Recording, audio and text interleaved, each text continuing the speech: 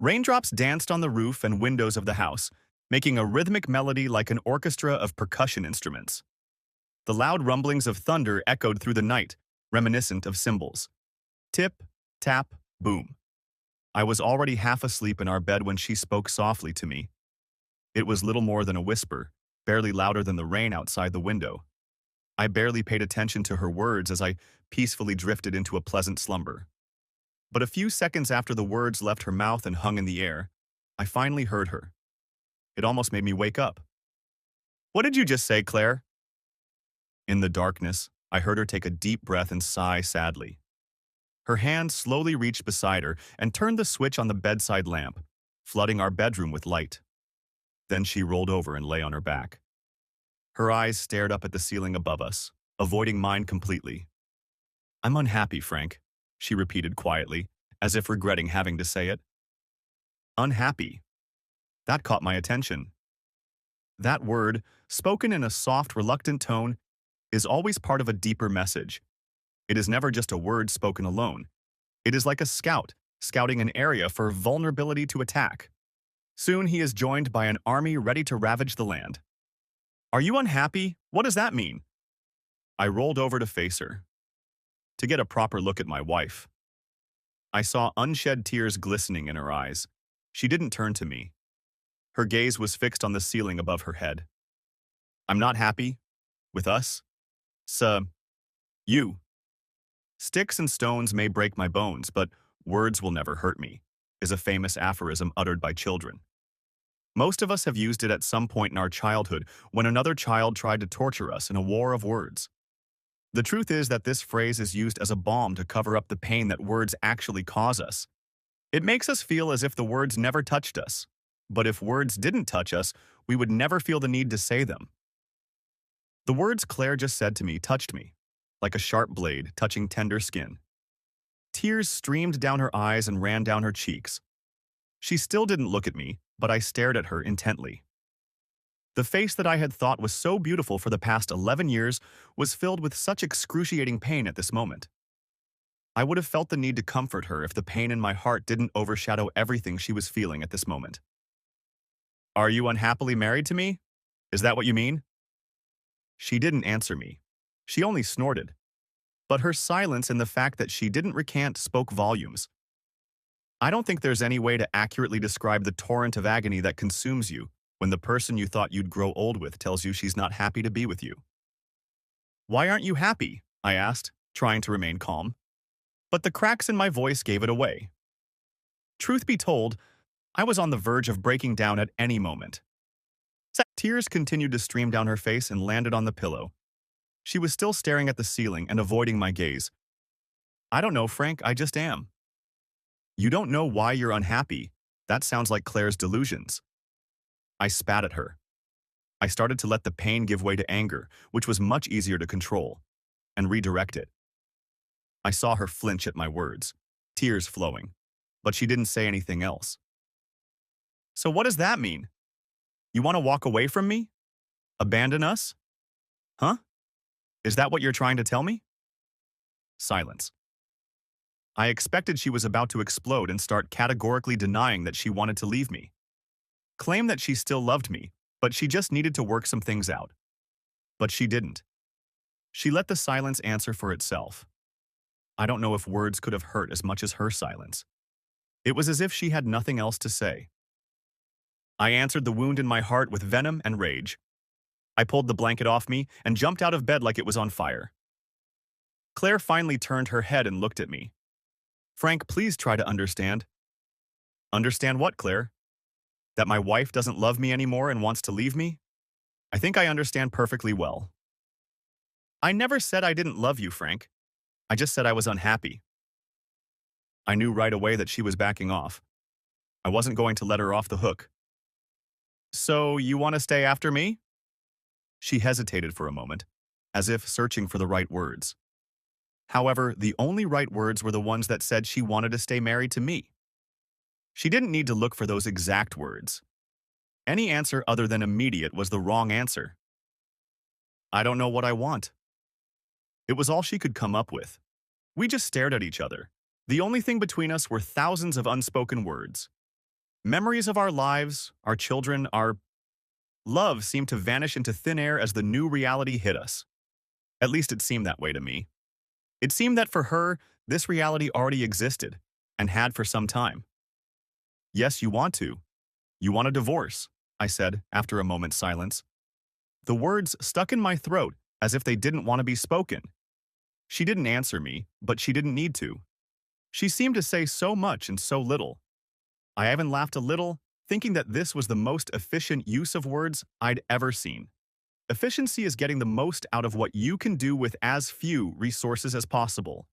Hey, I'm an engineer. For the last 13 years, although many people claim I've been one since birth, solving problems and making things work is in my blood. Even in times like now, I can find connections related to making something or making things work better. My laughter confused her a bit. She carefully got out of bed and slowly walked over to my seat.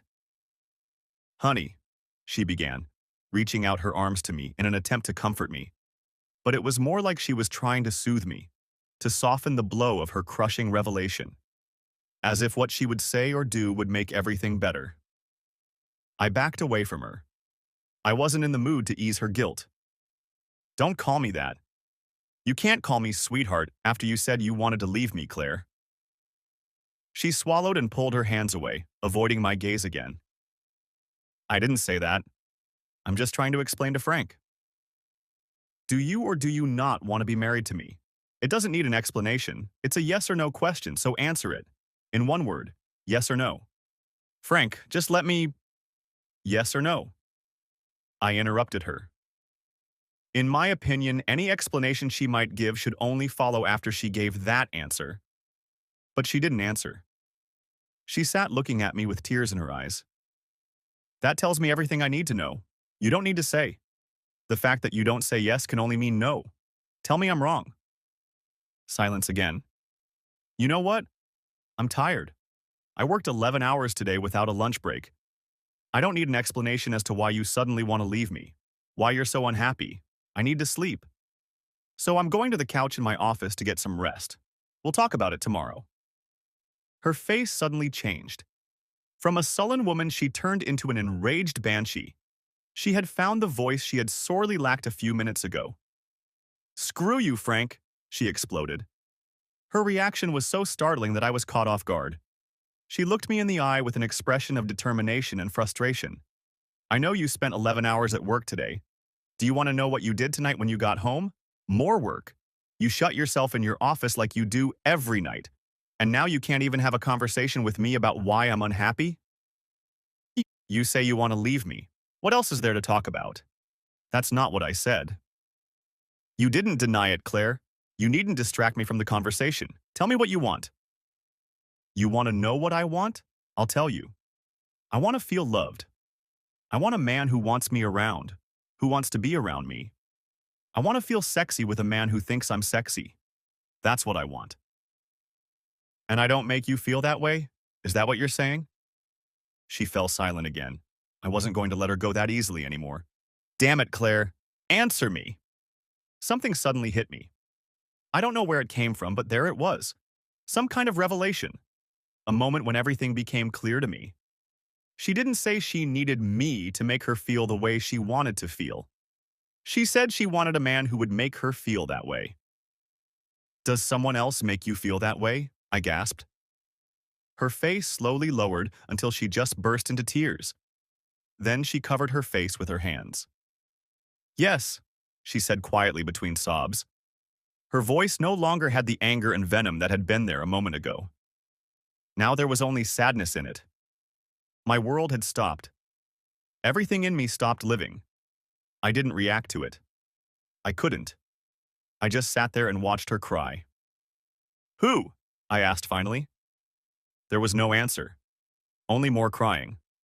Who? I shouted, shaking her slightly. She hiccuped in surprise, then wiped her tears away. Doug, she said quietly. It's Doug. Doug? My former best friend. How corny is that? Is it possible to describe in words what you're feeling in that moment? There are no adjectives that can accurately explain it.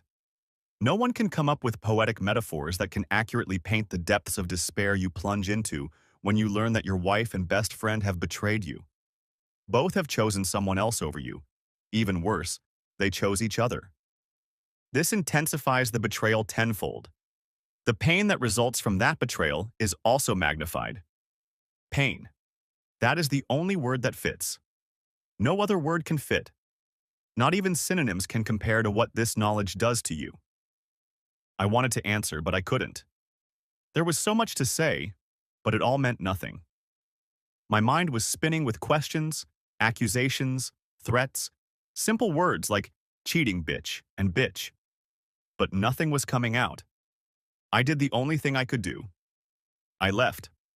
I just hopped out of the room and left her there, heading down the stairs to my makeshift sleeping quarters in the study that was next to the living room. I closed the door, slamming it shut behind me. For a moment, I felt the safety of solitude. But that feeling of safety was deceptive, because I wasn't actually alone. Pain accompanied me. Yeah, I heard footsteps coming down the stairs and realized it was Claire following me.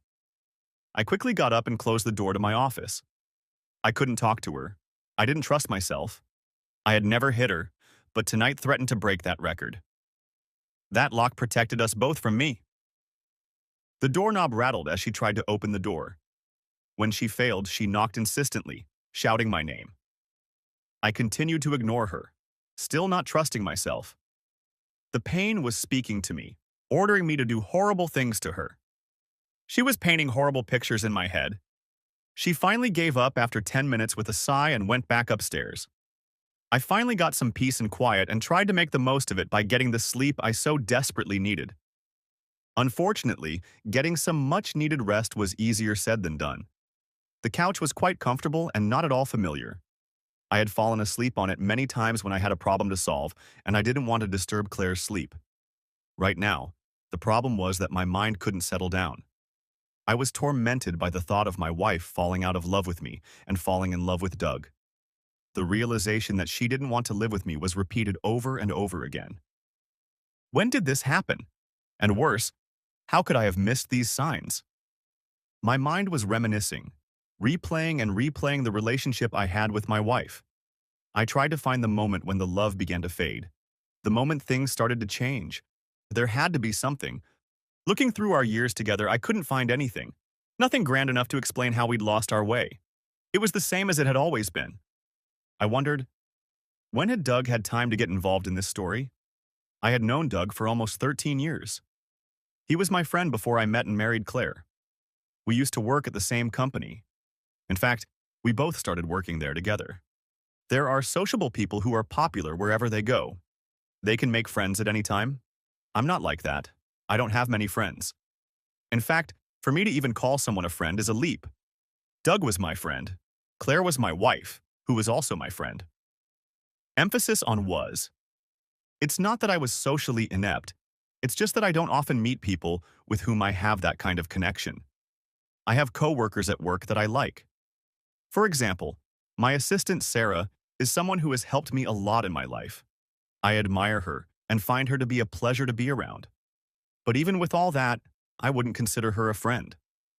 Growing up, I was an only child. I learned to do without the daily interaction with other people. That independence has carried over into adulthood. But having no friends doesn't mean a person doesn't want to have any. As I mentioned, Doug and I once worked side by side. We worked together for several years until I was promoted and became his boss. There was no jealousy or anything, at least as far as I could tell. We still socialized occasionally when we could. Unfortunately, my promotion turned into a drastic reduction in my free time. Our friendship continued to exist, but it definitely suffered. I didn't realize until tonight how badly it had been damaged. The tension became even worse when he was offered a job at another company. It was due to a promotion, so it wasn't a question of whether or not he would take it. I was happy for him, but I was sad to see him go. And one thing about Doug was that he wasn't like me when it came to engineering. He was smart as hell, but he wasn't as dedicated to his work as I was. He enjoyed making good money, as I did, but he didn't find the joy in construction that I did. To him, it was just a job. He could do it and go home. When he left the lab and went home, he didn't even like to talk about work. I was the complete opposite. I loved building things. Things that were already built, I loved to take apart to make them better. Even when I was with my wife and kids at family gatherings or restaurants, I would take the time to sketch little improvised schematics on napkins and other items. Doug and I were interns when we started out. I was accepted into a one-year internship that only had 12 spots available. When the internship ended, there were 2 spots available. May the best man or woman win. Doug took an immediate liking to me, and I don't like a lot of people. I felt a kinship with him. During the internship, we helped each other. We each weeded out the competition until the last 2 were left. I'd like to say we did it ethically, but I'd be lying. When you're competing for a job that starts at $80K a year, the good guys do finish last. And don't let Disney tell you otherwise. There was one intern who was a threat to us. His name was Donald. There were 3 of us left. Since there were only 2 openings, we knew there was a chance one of us would fail. Donald was smarter than both of us, and we needed him to go. He had a propulsion project that would probably knock one of us out of the race. So we stole it. One night we got him drunk under the pretense of friendship, stole his designs, emailed them to Doug, and defaced his laptop to make sure he didn't save them anywhere else. Then, we took all the CDs and thumb drives in his room, hoping we had at least some backups. The plan was to make sure he couldn't wow anyone with his design. Then, when we were sure he was safe, Doug would email him the schematics. It worked. Without his designs, he had no chance of success. Better yet, he created a scandal and disqualified himself. He attacked us in front of everyone, while Doug and I played innocent victims. After Donald was gone, there was no question about who got the 2 jobs. I met Claire after I finished my internship and had been officially employed with the company for a year. Doug and I had been friends for 2 years. I won't talk about how we met, nor will I talk ad nauseum about our courtship. It seems unimportant now. We met, she seemed beautiful, I asked her out, and a year later we were married. We've been married for the last 10 years. We even have 2 girls. Stacy, 8 years old, and Kelly, 5 years old. Doug has been in my house more than his own. I wouldn't say he was a permanent tenant, but if I woke up in the morning and saw him rummaging through my refrigerator, I'd just ask if he'd made coffee. The thoughts of Doug coming to my house were adding up. He started coming less and less often. I can't tell you exactly at what point things started to slow down. At that point, I didn't even think about it enough to pay attention. If I had to estimate, I'd say it started a little over 6 months ago. He started showing up at my house less often. He didn't act differently with me, he just stopped coming over so unexpectedly. Is that related? The clock above my desk was ticking down the seconds. Seconds turned into minutes, which turned into hours. Time seemed to have no meaning, to be endless, but it flew by in the blink of an eye. Before I knew it, the sunlight was trying to shine through the curtains. I literally hadn't slept a wink all night. I groaned, contemplating whether I should get up to go to the bathroom. I finally decided that if I didn't go now, the choice might not be in my hands. Eventually, I gave up and sprinted to the bathroom. Finished, I went back to my office and thought about calling in sick. I was in no mood to work today. I had just managed to get under the covers when I heard the alarm clock going off upstairs. It would have woken me up and let me know it was time to start the workday if I had been sleeping soundly in the warmth of my own bed, next to my wife. I heard the alarm clock suddenly go silent, letting me know that Claire had turned it off. I lay there, not knowing what was going to happen next. Then I heard a rustle upstairs, followed by her footsteps on each step as she descended them. A few seconds later, there was a knock on the door. "Frank, are you awake?" I decided to ignore her. Immature, I know, but I wanted her to leave. So I pretended to be asleep, tucking my face into my pillow. I heard the door creak open and listened as she walked into my office. I mentally kicked myself for leaving it unlocked when I came back from the bathroom. "Frank, I know you're awake. I've been lying next to you for 10 years. I know what you look like when you sleep." "What do you want, Claire?" I asked, the pillow covering my mouth a little. I didn't even turn to face her. "Just checking on you. I was worried about you." I snorted. She was worried about me. After she ripped my heart out of my chest, she was worried about me. "I'm fine. Go away." I didn't hear footsteps moving away, which meant the bitch was still standing there. Half of me wanted to find something heavy to launch at her. The other half wanted to just ignore her. Frank, we need to talk about this. I think things went downhill last night. I finally sat up and turned to her. She looked like she had no more luck catching that elusive creature called a dream than I had. I was strangely comforted by this. What on earth happened, Claire? You cheated on me with my best friend and now you want to leave me. That's the whole point, isn't it? Frank, do you want to be married to me, Claire? Huh? She began to fidget nervously. It's not that simple, Frank. Forgive me. But there was no way in the world I could have found a simpler question. It didn't even require an explanation. All it required was a yes or no answer. What the hell's so hard about it, Claire? Either you want to be Mrs. Underwood or you don't. How much easier could it be? If you'll just let me explain. Kelly and Stacy's footsteps were heard on the stairs, and the conversation broke off. We greeted our girls and began the morning ritual of getting them ready for a new day. We didn't talk about the freaking huge elephant in the room anymore, at least not with words. We looked at each other over our daughters' heads, trying to catch each other's train of thought. But soon the responsibilities of the day put this conversation on hold, and we began preparing to conquer the world. As if on autopilot, our family showered, dressed, and went about their business. I decided to go to work. I didn't want to be alone with Claire when the girls left for school. Not right now. This conversation could wait. As I drove to work, a whirlwind of questions swirled in my head. Add to that the lack of sleep I was suffering from, I could tell that today was getting ready to be a shitty day. However, as soon as I pulled into the parking lot outside my work, all other business stopped. Claire stepped back into the background. I felt nothing from lack of sleep. Suddenly, my mind exploded with formulas about our current engine problems. My company was on the verge of creating a new type of engine. It was to have significantly more performance than its predecessors. Power output would increase dramatically, but fuel efficiency would also improve. Our company could make a lot of money on this project. The only problem was that we were on the verge of perfection, but not close enough to it. The engine ended up failing every test. I mentally wrote down all the calibrations that needed to be done.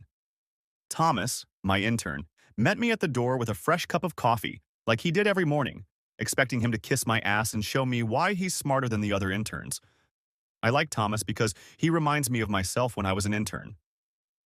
Mr. Underwood, I'm glad you're here. I have some thoughts on why the engine is failing. I tried to call you last night, but your wife said you couldn't be disturbed. I left her a message for you, but you never answered. Did you get it? Yeah, no. The last thing I wanted to think about right now was Claire.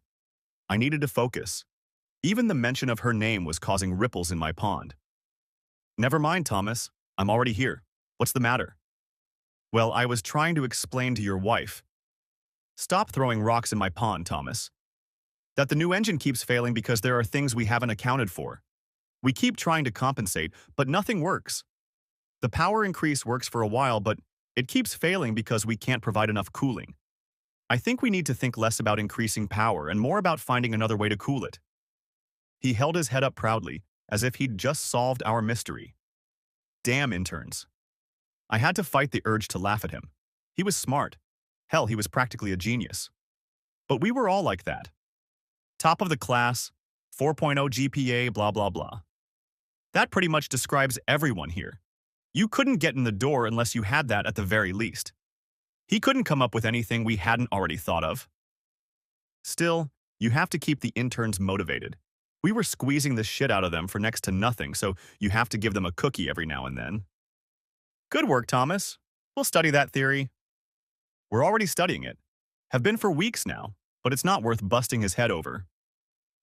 Thomas smiled broadly again, practically panting, sticking out his tongue and wagging his tail. He was enjoying his doggy treat. I almost patted him on the head. Here's the new projected performance for today's tests. He handed me a paper with the latest data. The numbers looked impressive. Of course, they always look impressive on paper. All right, Thomas. Tell the others I'll be down in the lab in a second. He started to run down the hallway, but then stopped and turned around. Boss, is everything okay at home? Mrs. Underwood looked a little... Everything's fine. I cut him off abruptly. He looked at me with concern, but there was no room for discussion on my face. Releasing the last stone from his hands, he silently agreed that any mention of his wife was forbidden. He nodded his head and headed for the lab. I stopped by the assistant's office to see if I had any appointments scheduled. Sarah briefed me on what I had to do. It was all part of a standard day, except for the meeting with the heads. That's what we called the big shots, the ones who made all the decisions in the company. The department heads needed constant reaffirmation of their importance to the company. So we gave them that opportunity by providing periodic progress reports on our projects. I always dreaded these meetings. Each one was an interrogation by upper management, asking stupid questions they didn't want answered. All they wanted to hear was that everything was perfect. If there was no progress, they wanted to know why. But I couldn't tell them why without starting to explain the problems we were trying to overcome. That explanation was technical, full of pithy words they didn't care about. The only words they knew were words like rate of return and lower bound. Every time we had to embark on a new product development, this was the dance we did. We all knew it. We all hated it. After getting my day scheduled, I thanked Sarah. She looked at me worriedly for a moment. "Mr. Underwood, are you okay?" Damn it. How I wished everyone would stop asking me that. "I'm fine, Sarah. Just going through some things at home. I'll be fine." "Do you want to talk about it?" she asked, looking genuinely concerned. I didn't want to be a fool, especially in front of her, but I totally didn't want to talk about it. "No," I said simply. It came out harsh, but it clearly conveyed my thought. She understood my tone, nodded her head briefly, and left it at that. I went on about my business. I had a meeting with the chapters, which went about as well as I expected. After that, I went back to the lab for the rest of the day. And I mean that literally. It was already dark outside when I finally entered the code to unlock the machine and pressed the start button. I barely heard the engine roar to life. It purred softly as the car beeped, letting me know that I should fasten my seatbelt. That's what an engine should sound like. Or not sound. I know a manly man will tell you that loud, powerful, muscular engines are the way to go. Massive machines that bark and growl when stopped at red lights, making all less powerful cars cringe at their monstrous presence. One press of the gas pedal results in a squeal as the car hurtles forward, roaring loudly and leaving behind smoke and burnt rubber. But that's not the point for me. I like luxury engines. Strong, quiet ones. The kind that can hit 100 miles an hour in seconds without a whisper. Cars like that don't need to make their presence known to the world. They just turn up, shiny and sleek. Women get wet just sitting on the passenger side as the padded seats massage their buttocks. Muscular cars will get a guy's attention. Luxury cars will get a woman's attention. Have you ever seen an Aston Martin or Tesla commercial? Chances are you haven't. You don't need to know the price or its specifications. And if you do, you've come to the wrong place. Just being able to sit in a car elevates your status. A man's car is an extension of himself. Masculine cars are all about show. To show the world how masculine you are. Luxury cars are about wealth. A man can buy a Mustang or a Challenger and park it right outside his apartment. People who buy new BMWs, Porsches, etc., park them in their driveway, most often right next to their spouse's luxury car. Here's the deal. I know I'm speaking superficially, but you have to understand. When I was a kid, I had no money. My dad was a mechanic. My mom worked at Walmart. By conventional standards, we weren't poor. But the high school I attended was in a wealthy neighborhood.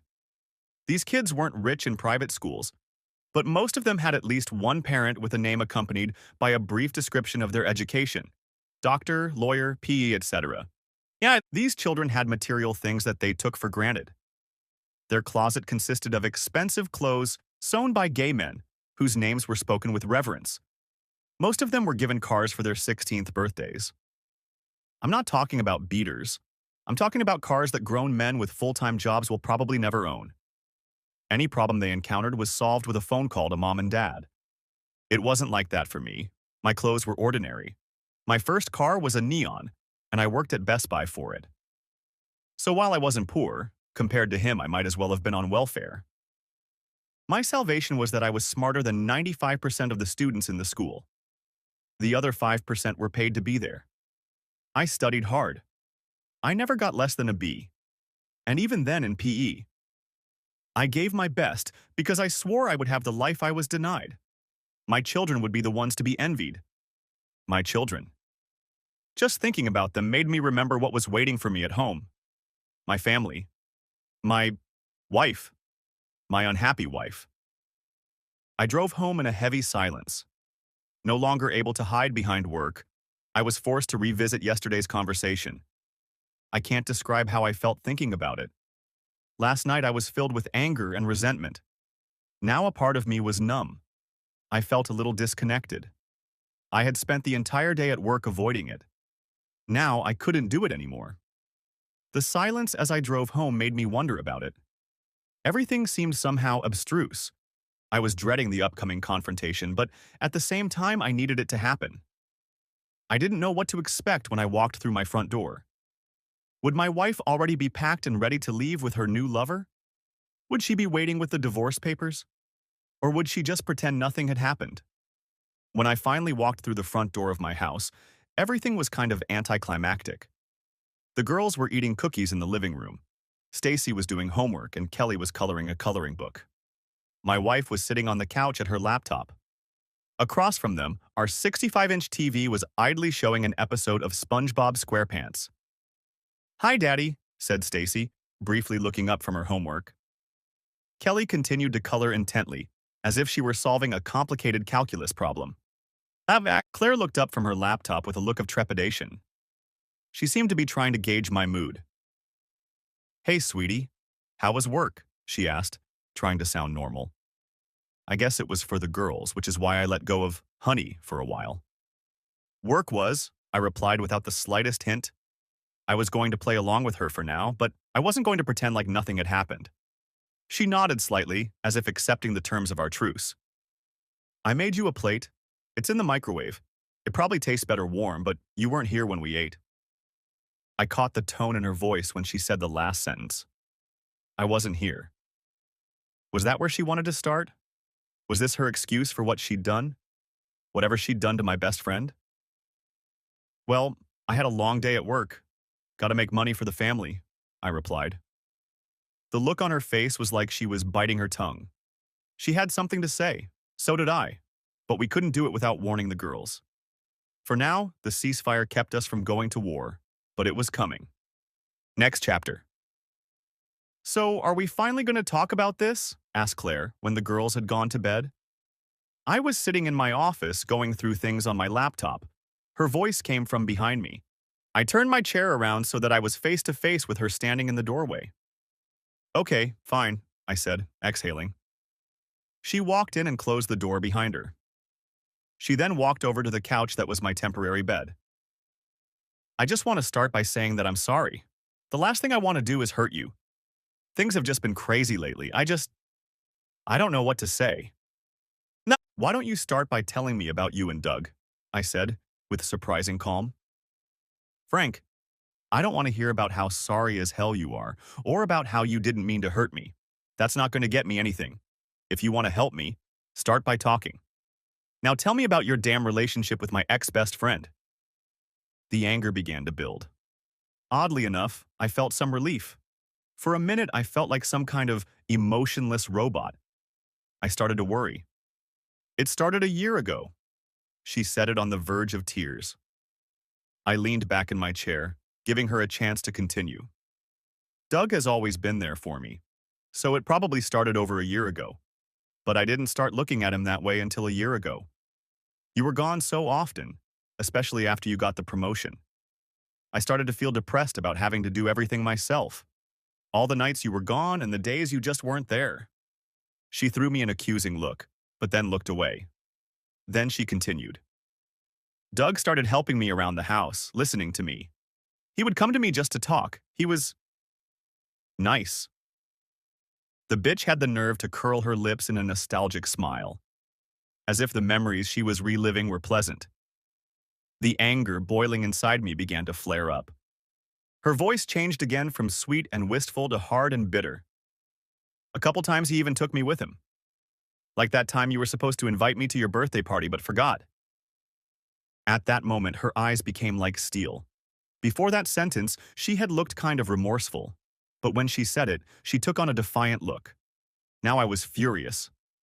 Oh, okay, I'm sorry. You're right, Claire. I forgot about your birthday. Well, you showed me that. I forgot your birthday and you're entertaining my best friend. I guess that makes us even, right? We didn't entertain that night. For your information, that night I cried about how my husband never wants to be around me. And he was just listening. Do you hear that? He listened to me. If you want to use "you forgot my birthday" as an excuse, you've got a long way to go to make it work. She laughed incredulously, standing up. You think this whole thing started because you forgot about one birthday? What about anniversaries, dates, get-togethers with friends, vacations you had to cancel, and everything else that was pushed aside because it had nothing to do with the damn engine? What about all those nights you were here but weren't really here?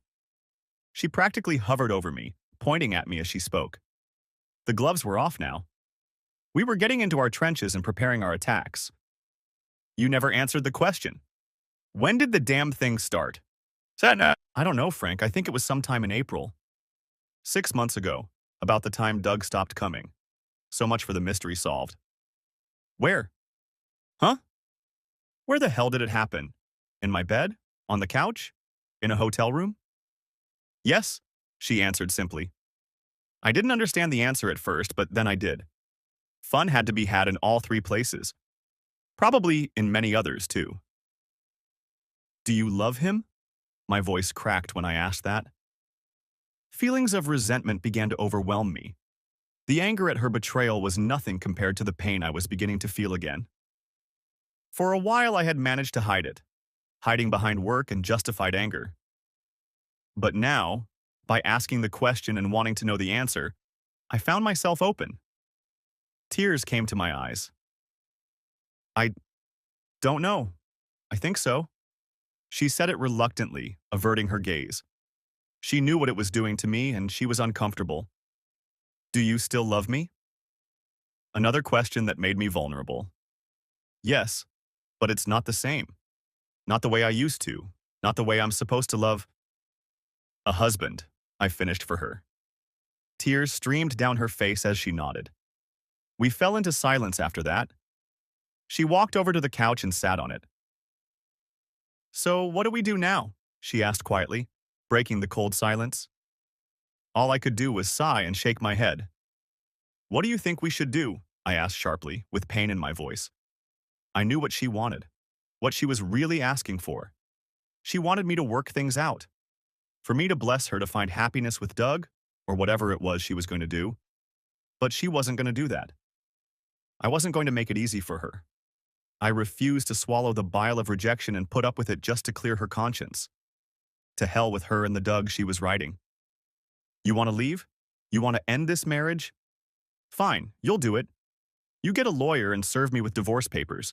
You move out of the house and find a shitty apartment. You explain to the kids why our family's breaking up. You take the initiative. I don't do a damn thing. You started this train wreck. You will finish it. Frank? Don't Frank. Screw you, Claire. What did you think I was going to say? I hope you find your happiness? I'm sorry I forgot your damn birthday? I wish I was a better husband? What did you think was going to happen when you brought your cheating ass into this office? The words I spoke stung her. They hit her right in the heart. Just as intended. Her face lowered, and tears came to her eyes. But she lifted her chin. With eyes glistening with tears, she looked at me and said, I didn't know what to expect from Frank. Maybe we'll talk. Work some things out. Work things out like adults. But honestly, I don't expect much from you anymore. With that last sentence, she disappeared from my office. Next chapter. If my life had been like these stories, I would have been handed my papers the very next day. Then there would have been a few paragraphs about settlement deadlines. Then the next scene would have flashed by, and one of us would have moved out and continued our miserable existence. If only it were that simple. Claire found a lawyer about a week later. If you think the fact that she found a lawyer was painful to me, try living with the knowledge that she was actively seeking one. Watch her sit at her laptop with a strained gaze, scrolling through search terms as she stops at one and clicks on it. Then, a moment later, she'd cast an awkward glance at me and leave the room, bringing her cell phone with her. I agreed that she was serious and started looking for a lawyer myself. Sarah, my assistant, pointed me to Terrence Ross. Our company had a law firm and he was our appointed attorney. For the most part, he kept us out of court and worked within the law, at least on paper. He wasn't a divorce lawyer, but because he was part of a larger firm, he could make some recommendations and talk to people on my behalf. This would allow me to find someone who could help me. I made an appointment and met with him at his office. As soon as his secretary announced my presence, he came out to greet me. "Mr. Underwood, it's good to see you. Please come in and have a seat," he said, shaking my hand. He then led me into his office and pointed to a chair in front of a massive desk. I sat down in the chair. "So, what brings us here today?" he asked, opening his notebook and picking up an expensive pen from the desk. "Well, Mr. Ross, my wife is filing for divorce, or at least she's going to file. She just found a lawyer, so I'm sure it's all set." He nodded his head understandingly, making some notes. "I see. Well, I recently went through a rough divorce myself. I know what it's like." I nodded. A look of pity appeared on his face. But there was something else in it too. He understood. "So tell me, was there infidelity? Abuse? Gambling problems?" "Yes, so no abuse, no gambling. Infidelity. She cheated on me." Did she give a reason for her infidelity?" I snorted with laughter. "Said I worked too much and was never around her." He snorted too and shook his head. "Been there and done that. You work hard to provide them with a luxurious life and it's not enough. Honestly, I don't know what they want. They want a successful man, but they also want him to always be willing to do every little thing they want." I sighed and nodded in agreement. It was nice to have someone understand how I felt. "So, Mr. Ross? Please call me Terry." "Thank you, Terry. Feel free to call me Frank." "Okay, Frank." "So, I guess the only question I have is, what do I do now?" He leaned back in his chair, and I swear there was a wicked grin on his face, like a shark smelling blood. "Well, from what I can tell, I'll say you need to make a list of your assets. I'm not telling you to hide what you can, but—" I nodded as he continued. "The ones that aren't will probably be split between the two of you. Like I said, I went through this not too long ago. But I think the most important thing you need to do is ask yourself what you want out of this divorce. Do you want to destroy her, or just tactically split up and go your separate ways?" He seemed a little too keen on the idea of destroying her. I guess that's what good lawyers are supposed to be like. Terry and the law firm he worked for had been on my company's reserve for the longest time. Terry was the lawyer they assigned to us for a reason. When our company came under fire, they sent him. Problems tended to disappear when he got involved. "What are my options?" I asked him. He smiled broadly, as if he was expecting me to ask that. "Frank, as you know, I'm not a divorce lawyer. I mostly defend your company against lawsuits and do other things that keep it shiny and sparkling clean, avoiding things like patent infringement, code violations, and things like that. But I know some people I can refer you to. Who I refer you to depends on what you want out of it. I can send you a Navy SEAL or a Marine." "I don't understand," said I in confusion. He grinned slightly, as if he didn't expect me to understand. "A SEAL, as I like to call my coworker Mike, is a guy who gets the job done. He doesn't kill more than necessary. One shot, one kill. He's the guy you send to resolve a situation peacefully with minimal bloodshed. He's not afraid to get his hands dirty, but he makes as little noise as possible. Have you ever heard of Navy SEALs on the news? We haven't. The only team you've really heard of is SEAL Team 6, and that's only because their target was so infamous. Americans needed to hear about bin Laden's death. If it wasn't for that, you wouldn't even know they existed. This is Mike. Walked in, completed the mission, walked out. He's so good that I've seen opposing spouses thank him for being so nice, like he did them a favor. But in reality, he got his client the best deal possible. He just did it with a smile. Phil, he's a Marine. Marines are dirty guys. They gut, kill, and destroy everyone who gets in their way. After they kill, they stick around and make sure everything stays dead. They don't leave until the war is over because the whole war is their mission. Phil will let you know that he is coming to take you down, and then laugh at your corpse. His first tactic is to go for the jugular. No advanced preparation, no gradualism. I've never heard of a pleasant divorce when it comes to him. All I had to do was nod and wait for him to continue. Both are good for their purposes. Neither one is better than the other. They just have different missions. If you need someone to resolve a situation, do it carefully and not scorch the earth, I can offer you, Mike. But if you want your wife to crawl away with bloody stumps, then I can send you to Phil. He seemed to like his analogy. He had probably given similar examples many times before.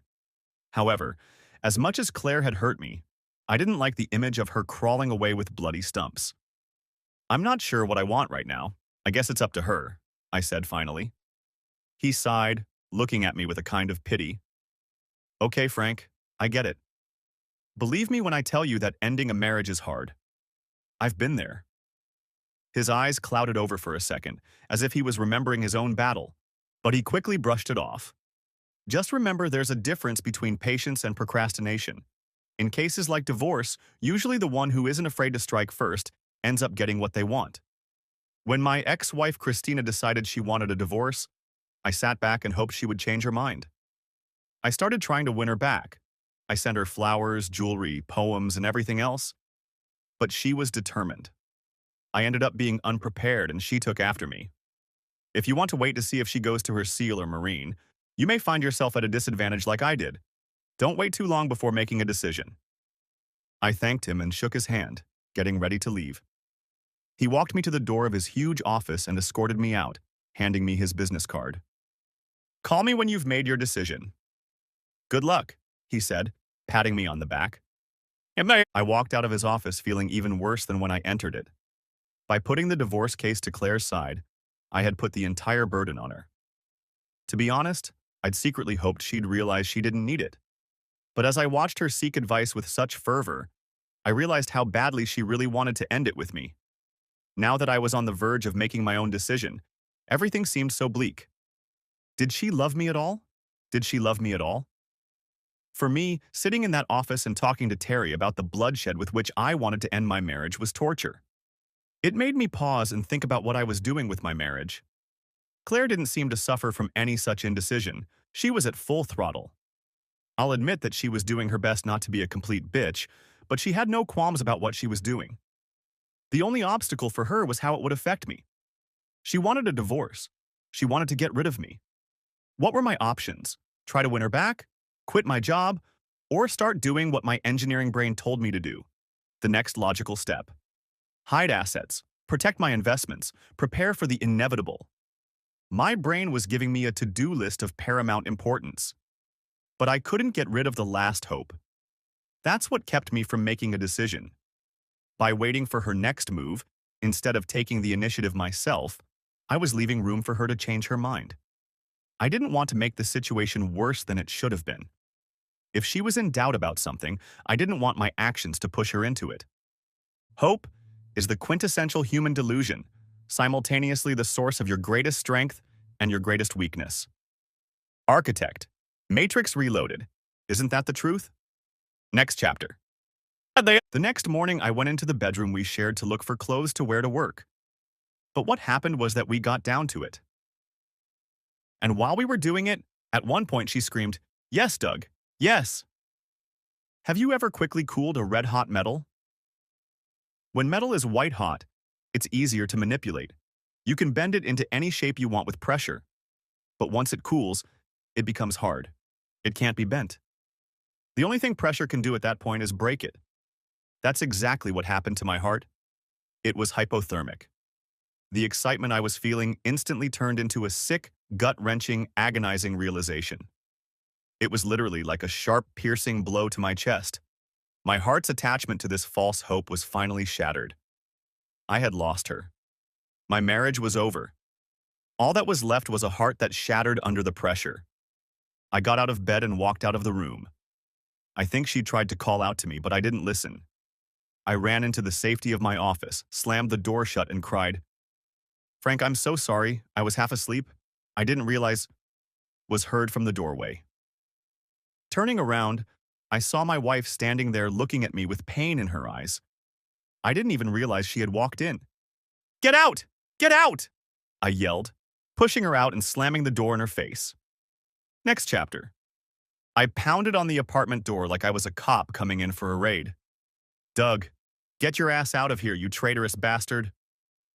Neighbors started looking out of windows and opening doors to see what all the commotion was about. But I didn't care about them. I had only one goal: to drive my fist into Doug's face as many times as it took to make myself feel better. I heard my cell phone ring. Looking at the display, I saw it was Claire. Calling to save your lover. I guess he's calling you to save him. Claire's desperate voice came through my earpiece. No, Frank, I'm calling to save you. Doug called the cops. They're on their way over there to arrest you. If you don't want to go to jail, leave. Think of your girls. The bitch had the nerve to lecture me about thinking about my girls. After everything that had brought me to this asshole's door, she saw fit to make me think rationally about how my actions would affect my family. Really? I hope you realize the irony of telling me to think about what I'm doing to this family. Eat shit, Claire. She sighed impatiently. Well, at least think about what going to prison could mean for your clearance. You know how fussy they are, Frank. Going to jail could put you under the microscope for months. How will that affect your work? She was right. Shit. I couldn't lose my job over this. My marriage was toast as it was. I didn't want to lose the one thing that was keeping me sane right now. My silence elicited a sardonic laugh from her. That's right. Do the right thing for your job, if not for your family. At least you know what's important. Claire, go to hell, and take your damn boyfriend with you, I said, hanging up the phone. I headed to my car, but I still had one last thing to say to my former best friend. This isn't over, Doug. Can you hear me, you traitorous asshole? As I raced away, tears threatened to flood my eyes again. Screw it. I wasn't going to cry over this shit. I was tired. Tired of hoping, praying to some apathetic deity to wake my wife up and make her love me. She wants Doug, not me. I saw her face on my phone screen a few more times, indicating she was trying to call me. I ignored every single one.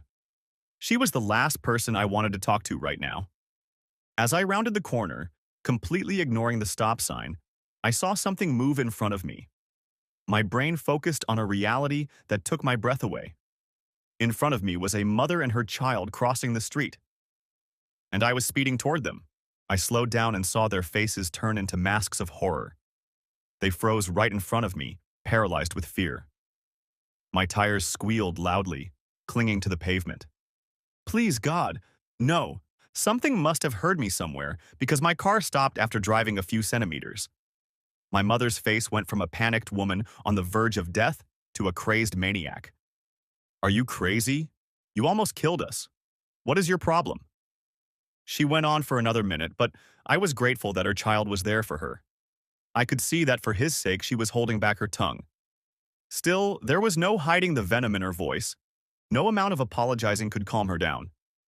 I guess telling someone you're sorry for almost hitting her and her baby with 2 tons of steel seems a bit insignificant. We parted ways and I drove somewhere, with caution, to park. I was in no condition to get behind the wheel. My nerves were on edge. My mind was a mess with thoughts of pain, revenge, rage, and betrayal intertwined. I wasn't myself. I was someone else. I'm usually a logical person. Always prepared, always have a plan. But not this guy. Running to this asshole's house, calling him names like a bully on the playground after school? That wasn't me. I needed to get my head on straight. It was time to accept the facts. My marriage was over. Kaput. There was no saving us, no hope of redemption. It was time to pull the trigger. Take it out of her hands and put the ball back in her court. I'm done. I pulled an intricately designed card from my wallet. His office address, phone number, and a brief quote were superimposed over a picture of a stern-looking Terry. He looked like the bulldog he was. Typing his number into my phone, I waited for a response. A pleasant-looking receptionist greeted me, informing me that I had reached Terrence Ross's office. When she put me through to him, I said only one thing. Send me that goddamn Marine. Part 2. Frank, what happened? Asked Terry with concern in his voice. Who cares what happened? Send me that damn Marine. I want that bitch's inside scattered all over the place. My voice was impassive, yet filled with venom and anger, if such a thing was even possible. Like a serial killer trying to explain to his victim why he was doing what he was doing. There was silence on the other end of the line. For a moment, I thought I'd hung up. Terry? Yeah, I'm here, Frank. Tell me what happened. I sighed in frustration, emotion finding an outlet in my voice. She called that asshole's name. When were about to make love. She screamed his name. Saying those words out loud made me feel even more humiliated. Look, Frank, a lot has happened and you need to realize it. Your emotions are running high. Why don't you go to a hotel? Don't even come home to pack. You need to get away from her for a while and clear your head. I was silent. He heard my silence and decided he needed some more convincing. Now is not the time to make a decision, Frank.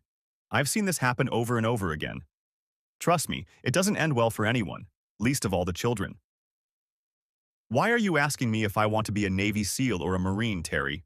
Why even give me the choice to destroy this bitch if you're going to dismiss me? I spat out in anger. Terry took a deep breath. Look, Frank, if you wanted to kill her from the start, I would have given you his number right away. But your indecision shows me that you care about what happens to your wife after this is over. The fact that you made such a drastic change in such a short period of time shows that you are not thinking clearly. Decisions made on the brink of such circumstances are always regretted. Trust me. I began to calm down and come to my senses. He was right. The last thing I wanted, despite my current mood, was to turn this into a war zone with collateral damage. Namely, my children. No matter what Claire thought of me, I loved my girls. I didn't want them to be any worse off than they had to be. Still, I wanted that bitch and her boyfriend to pay. They deserved retribution for what they had done to me. What am I going to do, Terry? I'm dying here. I'm lying here with my heart shattered into a million pieces and they're acting like it's my fault. What am I supposed to do? I put my head on the steering wheel and sat like that for a while, feeling the pain. My world was spinning out of control and I had nothing to hold on to. That's the worst feeling for someone who is always in control. I'll tell you what, I heard his voice. I'm going to do something completely unethical. I'm going to send you an address. You're going to meet me there. You're going to need a drink. Maybe even something else. I don't think so, Terry. Frank, it's out of the question. I'll be there in 15 minutes. I'll have a table ready for us by the time you get there. See you soon. With those words, he cut the connection as if there was nothing more to talk about. 2 minutes later, my phone rang with a message. Next chapter. Sales Gentleman's Lounge. Is he serious? A strip club? My life had been uprooted. My sense of self is in question. And he thinks a lap dance will make me feel better? What can I do for you, sweetheart? A woman with glittery makeup asked me in a sultry voice. I'm here to meet a friend. He's my lawyer, actually. Well, not my lawyer, but... I stuttered. I know. I took a deep breath and calmly said, I'm here to meet a man named Terry, or Mr. Ross. The beautiful woman chuckled and put her hand on my chest to reassure me. Her smile was infectious. I realized I'd made a fool of myself.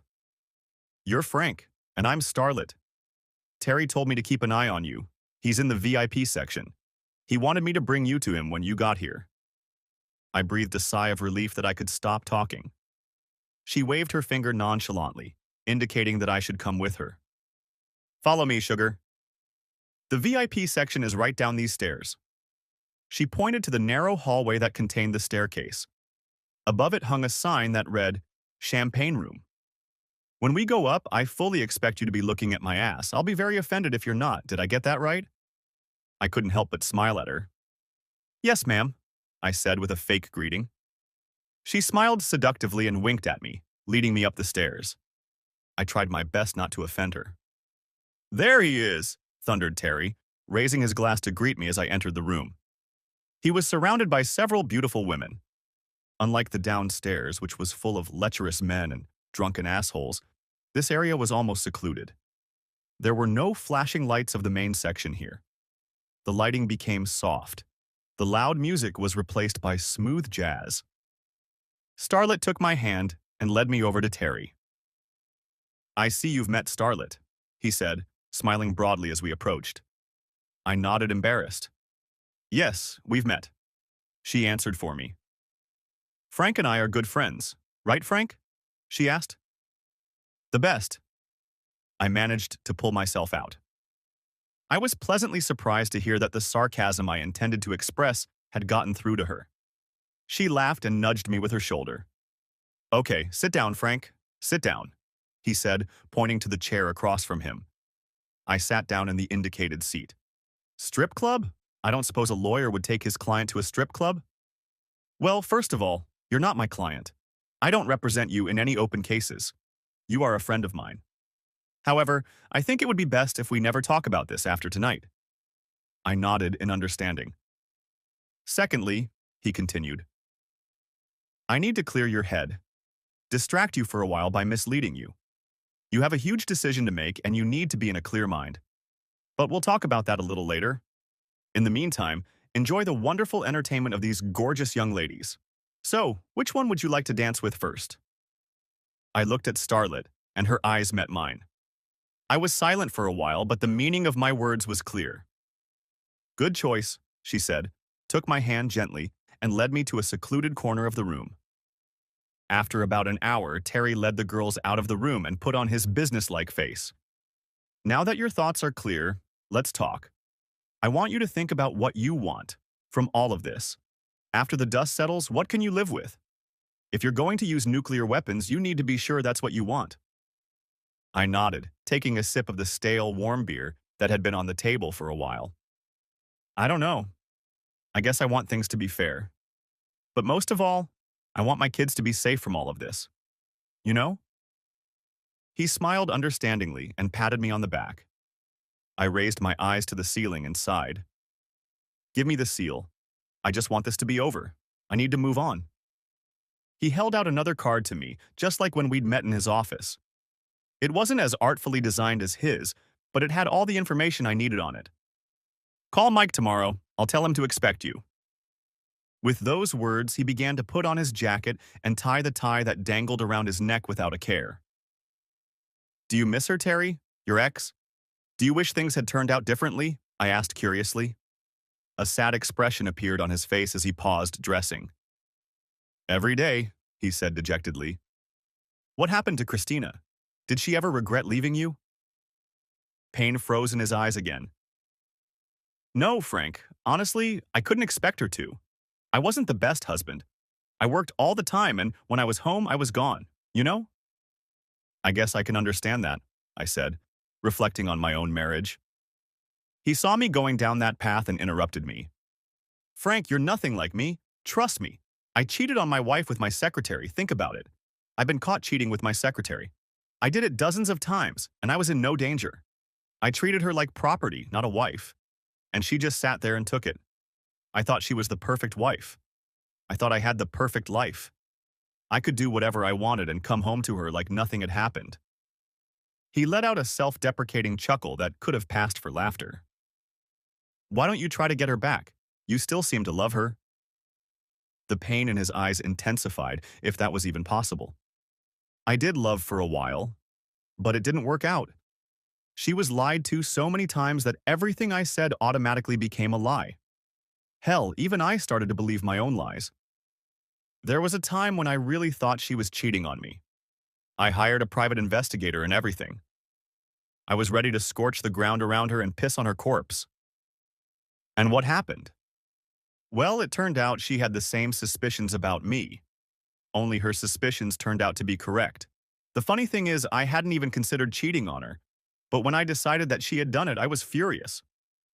Long story short, she left me. Then she met another guy, a school teacher. Last year they got married. You know what the worst part is? I know she's better off with him. I'm a lawyer who makes a lot of money, and she's better off with a school teacher who drives a Ford Focus. How do you respond to that? Immersed in the memories, he mentally brushed them away and walked over to the mirror to continue tidying himself up. You know, he said, looking at me through my reflection in the mirror. A sly smirk appeared on his face. Starlet doesn't just do lap dances. She has other services she offers. Wait a minute. What other services does Starlet offer? He chuckled, turning to face me. Let's just say she's a very sensual woman and knows how to relieve stress. I realized what he was getting at. I'm not an idiot. You say services like she does it for money? He looked at me with a sly smirk, as if I finally realized what he was talking about. You mean she's a woman who likes to help men? He finished for me. I tried to wrap my mind around that. I mean, it wasn't out of the realm of reality, but still. Have you ever relieved her of stress for money? Of course not, Frank. It's illegal to exchange money for favors, but Starlet and I are two consenting adults who have done it a couple times. Did you pay her? No, I told you, it's illegal. I'm a lawyer. But I may have lent her money on occasion. It's just that she hasn't paid me back yet. I have to admit, with this new information, I look at Starlet a little differently. I mean, I know she's a stripper and all, but I didn't think of her as a prostitute. I thought I felt something. A connection with her. Chemistry. Don't get me wrong, I wasn't ready to give her my ring or start walking her to school, but I felt like there was a spark between us. Our playful banter, the hand-holding, the way she looked at me. It seemed to mean something. Maybe I was projecting. She was flirting with me, but wasn't that her job? I guess I wouldn't judge it at a time like this anyway.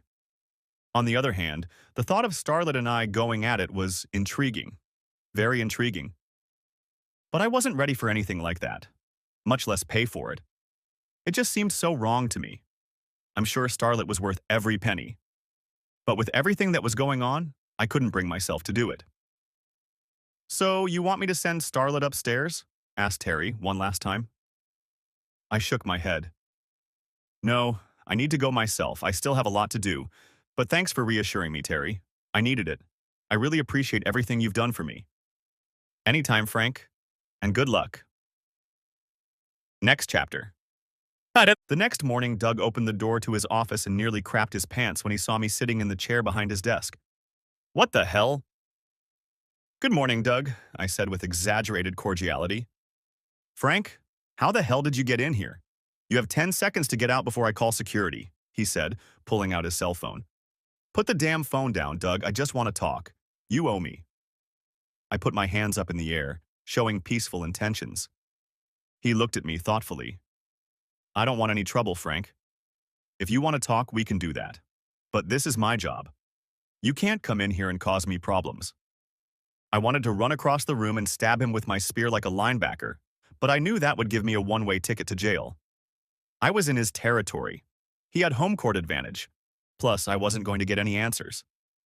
I needed to hear something from him. Unfortunately, he had to be awake to give me those answers.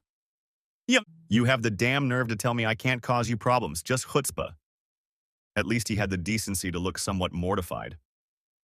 Frank, I'm sorry about what happened, I really am. It's eating me up. It took everything I had to stay where I was. Does it gnaw at him? Suddenly, his feelings meant something in this situation? Are you sorry, Doug? What are you sorry for? For stabbing me in the back? For taking away the one thing I would never share with you? For ruining my marriage? For destroying my family? Or for throwing away 13 years of friendship? You've got to break it down for me, Doug, because an apology can cover a whole bunch of ground. Look, Frank, I understand why you're upset, but I'm sorry. Did you just say you understand why I'm upset? You sound like customer service when they get the order wrong. Screw you. Do you have the slightest clue? Do you really understand why I feel betrayed by a man I used to call a friend? I do understand, Frank. No, you don't understand. Don't you dare say you understand it. You'll never understand how I feel right now. I trusted you. In a burst of uncontrollable anger, my fist slammed into his desk. The sound echoed through the office, reverberating off the walls and looming over us. At least that's what it sounded like to me. I was so emotional, I was practically vibrating. What you did hurt me not only because you stole my wife, you also stole 13 years of friendship, 10 years of marriage, and you don't care about that. He paused to gather his thoughts. It must not be easy to prove yourself right when you're wrong yourself. I know what happened is hard for you. I really betrayed you. I regret it more than anything, but... He paused, about to speak. But what? You were never there for her. She needed you and you weren't there for her. I jumped up from my seat and marched across the room until we were face to face. To his credit, he didn't flinch or back away. What's more, he stared at me with the same intensity I was staring at him. You want to know why, Frank? Why I did what I did? Okay, I'll tell you. Because you didn't deserve her. You had a wonderful woman at home who just wanted attention, and you didn't care. Night after night, she waited for you to pay attention to her. But you were always at work. You never had time for her, for your children. Face it, Frank, you don't need a family. It took every ounce of self-control I had not to punch him in the face with my fist. I was so angry, I imagined what I wanted to do to him. You bastard, is that what you tell yourself to sleep at night? You tell yourself that old Frank figured it out? If you didn't get it, I had to work. You think because you could run up and tell Claire how beautiful she is? You know something about taking care of a family? About being a husband? How do you think we got this big house we live in? Huh? You think Claire got the Lexus RX for free? Where do you think the money came from to pay for all this shit? I spoke with such force that my mouth was leaking saliva. But Doug still wasn't going to back down, let alone apologize. He stood his ground. He genuinely believed he had a legitimate claim. Bullshit, Frank, bullshit. You and I both know you're not an hourly employee. What's that got to do with it? You could have gone home at any time. You get paid the same whether you work 50 hours or 80. You were there because you wanted to be there. Even in the heat of this argument, I couldn't deny the truth in his words. It made me pause. He took the pause as a sign that he had made a valid point and put his heels in the sand even more. You could have made time for her if you wanted to, Frank. But you didn't. You didn't try to make your marriage normal. He was so full of righteous indignation. I think that was my biggest problem with the situation. Both he and Claire had no remorse because they thought they were right. I took a step back and tried a different approach. Doug, tell me, when is Claire's period? No. My voice was so calm compared to how it had been a few seconds ago that it threw him off balance a bit. He looked puzzled. Why would I want to know that? I continued. What is Kelly allergic to? Stacy has nightmares after watching one movie, but she still watches it every time it's on TV. What is it? He was still standing there with a perplexed look on his face. I was on a roll. I'm going to ask you some simple questions, Doug. What's Kelly's favorite dish, or Stacy's? I don't see what that has to do with anything. I laughed sardonically. Of course you don't get it, Doug. You're busy entertaining my wife, telling her how wonderful she is. But here's what you don't know. Claire, Kelly, Stacy, they're one and the same. You can't have Claire without having them too. The fact that you've been entertaining my wife for 6 months now and haven't even tried to get to know my girls better tells me something about you. He looked like he'd swallowed a cockroach, but I wasn't done with him yet. You think you know her because the two of you laugh after you've been in bed for a while, but you don't know shit about marriage. I was with her when she gave birth to my daughters. In fact, she almost died giving birth to Kelly. I was with her at her aunt's funeral. Do you know who her aunt was? She was who Claire ran to whenever her mother was too drunk to cook a meal for her and her little sister. But you didn't know that. It's easy to love someone between the sheets. It's what comes afterward that makes a marriage strong. He'd finally found his voice, and it wasn't as confident and assured as it had been when he'd flogged me. Frank, Leave it alone, Doug. You can't tell me a damn thing. If you can do what you did to me after 13 years of friendship, what do you think you can do to Claire and my girls? How can you even think you have what it takes to keep your marriage and family together? If you cared about my family the way you think you do, the thought of hurting my girls would kill you from the inside out. You would do what I'm doing.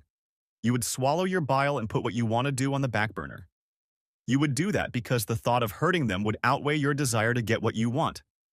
But, we both know that the only thing you wanted from my family was to entertain Claire. I started to walk out of his office. As I reached the door, I heard him say, I love her, Frank. Believe it or not, I love her. I stopped and shook my head. Without turning around, I said, I don't want to see you again, Doug. This is your only warning. One day there will come a time when the guards and police can't help you. You will answer for it. Probably not today or tomorrow, but it will happen. With those words, I left him alone. For now. Next chapter. As the weeks turned into months, the divorce began to gain momentum. Claire found a lawyer, Syl, much to my relief, and things got underway.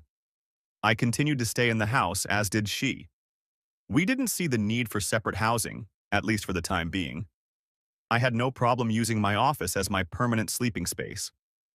We had come to a sort of truce about the whole thing. The hurt and anger still lingered in me, but it was like a dull ache.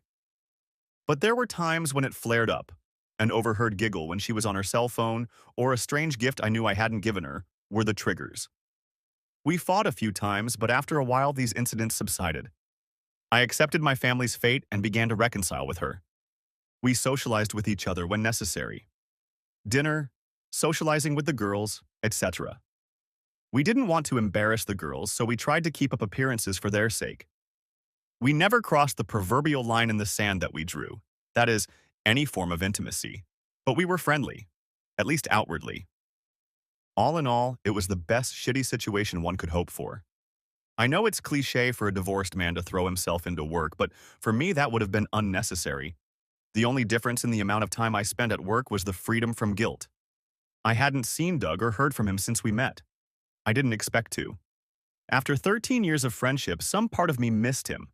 Not really him, but the camaraderie that bonded us. Or I thought we did. I don't make friends easily.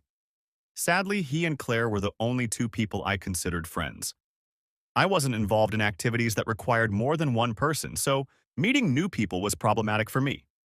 My main hobby was solving complex work-related problems. As for Claire, I tried to stay out of her business. I didn't ask if she was seeing Doug, but I had my suspicions. She was often off somewhere, justifying her absence with lightly veiled phrases. It started with her coming to me and asking questions that were supposed to be innocuous. These questions concerned my plans for the evening. Then she would tell me about plans she had made that she had forgotten about. Sometimes she would go out with friends, and sometimes she would spend the evening with myself. She knew that I knew. I could see it in her eyes as she gave me her paper-thin explanations. She wasn't really trying to hide it or deceive. In her mind, she was free. The marriage was only held together by the long wait for that paper that would formalize the divorce. I think she was trying to leave me with dignity without throwing it in my face. She didn't leave the house fully dressed and wearing makeup like she was going on a date. She tried not to make it too obvious, but at the same time, she didn't insult my intelligence by going out of her way to make me buy it. In a way, I was grateful to her for at least that kind of attention. But it also didn't help quell the anger. I was also a little jealous. It had to do with entertaining my best friend, but there was another part that made me jealous. She was here, with a bright new prospect of love ahead of her, and I was stuck alone. On one hand, I didn't mind the loneliness, but on the other hand, it annoyed me that she had the opportunity to move on with her life and I didn't. But there was nothing I could do about it. She was no longer my wife. She didn't have to honor her vows. Heck, she'd already gotten them down to earth as it was. She didn't need to be any more faithful in the divorce than she had been when we were married. And yet it stung. It seemed like I was the only one going through the pain of a broken marriage. Claire had gotten a pass from heartbreak and was having fun finding new love. And me? I had a job. Things probably would have continued the way they were until the decision to divorce came. But life has a way of shaking you up sometimes. One evening, Claire was out with friends, and I was sitting in my office practicing algorithms as usual. Stacy, my 8-year-old daughter, walked into my office. "Daddy, Mrs. Benson said she needs money tomorrow. Mommy forgot to give it to me. Do you have it?" she asked, walking up to me. "Money for what, honey?" I asked, picking her up in my arms and sitting her on my lap.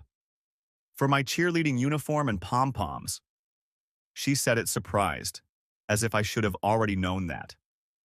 I remembered that Claire had told me that Stacy wanted to do cheerleading. I didn't think anything of it because I didn't know they had cheerleading for 8-year-olds. Apparently they do. I didn't know that it went from her wanting to do cheerleading to her actually needing money for uniforms. "Oh yeah, money for cheerleading. Now I remember." I lied through my teeth. She smiled and kissed my cheek. "Thank you, Daddy," she said, getting off my lap. Before she walked out, I asked, "Honey, how much did that cost?" And I expected her to say something in the neighborhood of 40 to 50,000. How much could a cheerleading uniform cost for an 8-year-old girl? I almost choked when she answered, $198.99. She pronounced each syllable with pride, but even her sweet voice didn't make that number any better. As soon as she left the room, however, I was engaged in a battle with an entirely different demon. I didn't even realize she was in the cheerleading squad. What kind of father has no idea what his daughter is doing? That thought kept me on my toes. What annoyed me even more was that if I had missed her activities, nothing terrible would have happened. Claire, I'm sure, would have found an excuse for me. My daughter would have gotten an explanation like, "Daddy's busy, but he says hi." But she shouldn't have done that. Claire should not be put in a position where my daughter has to understand why Daddy can't be around. The children of the military should understand that. Their fathers and mothers are fighting for our country. Their absence really means something. And I'm here in the same city and state as my daughters, and they have to understand why their dad doesn't have time for them? But I work hard for them, to give them the life I never had. That's not right. You work hard for yourself. You like to work hard. More than your family. You're at work because that's where you really want to be. Is that true? Of course it's true. I knew it. I've always known it. I hid behind the excuse that I was doing it for my family, but I couldn't maintain that lie any longer. Working 80 hours a week didn't make me any more money than working 50. I didn't have to come home and keep working. I did it because I loved my job more than I loved my family. That's not true. I love my family. If I had to choose between saving my family and my job, what would I choose? Hell, I've already made that choice. All the times Claire begged me to spend time with her. All the vacations I'd canceled because there was a problem I thought no one could solve but me.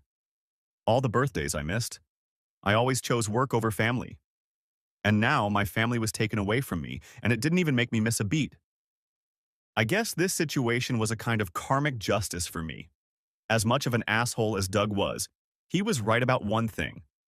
During our marriage, I had almost always chosen work over Claire. Now the seeds of imbalance I'd once sown had sprouted into a full-fledged tree. My family was slipping away from me, and I had no choice but to spend my time at work. Looking at your reflection without closing your eyes is very scary. That's exactly what I did, figuratively speaking. And I saw a monster. Maybe not the kind of monster who harms his children, but a monster nonetheless. I was a monster who thought I was a hero.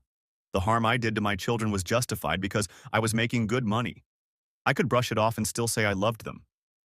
In my mind, I didn't need to be there to show them love. I could just buy it to ease my guilt about wanting to be somewhere else. I closed the lid of my laptop, shutting down my work. I'd deal with that tomorrow. Right now, I had more important things to do. "Girls," I shouted, walking out of the office. "Who wants to go out for pizza and ice cream?" The shouts of joy made me smile. It was music to my ears. Next chapter. 911. Call me immediately. The girls are gone. I thought you were staying home with them. Come home so we can find them. This was the desperate message I received as the girls and I sat in the restaurant. There was a half-eaten pizza and 3 empty ice cream bowls lying between us. My daughters had barely taken a bite of each pizza before they started asking for dessert. The funny thing is, they were too full to finish their dinner, yet found the strength to completely destroy the frozen treat. The girls are safe. They're with me. I rushed back to Claire. "Thank God," I replied. I was about to put my phone away when another text came in. "Did you go out with the girls?" I didn't reply to it. You see, my girls were just serenading me with Let It Go from the movie Frozen. They were shouting out the words of the song in a unified voice as loud as they could. Perhaps I'm biased, but I thought they sounded better than they did in the cartoon version. I looked around, expecting to see annoyed customers, but I saw a restaurant full of smiling people looking at my daughters and cheering them on.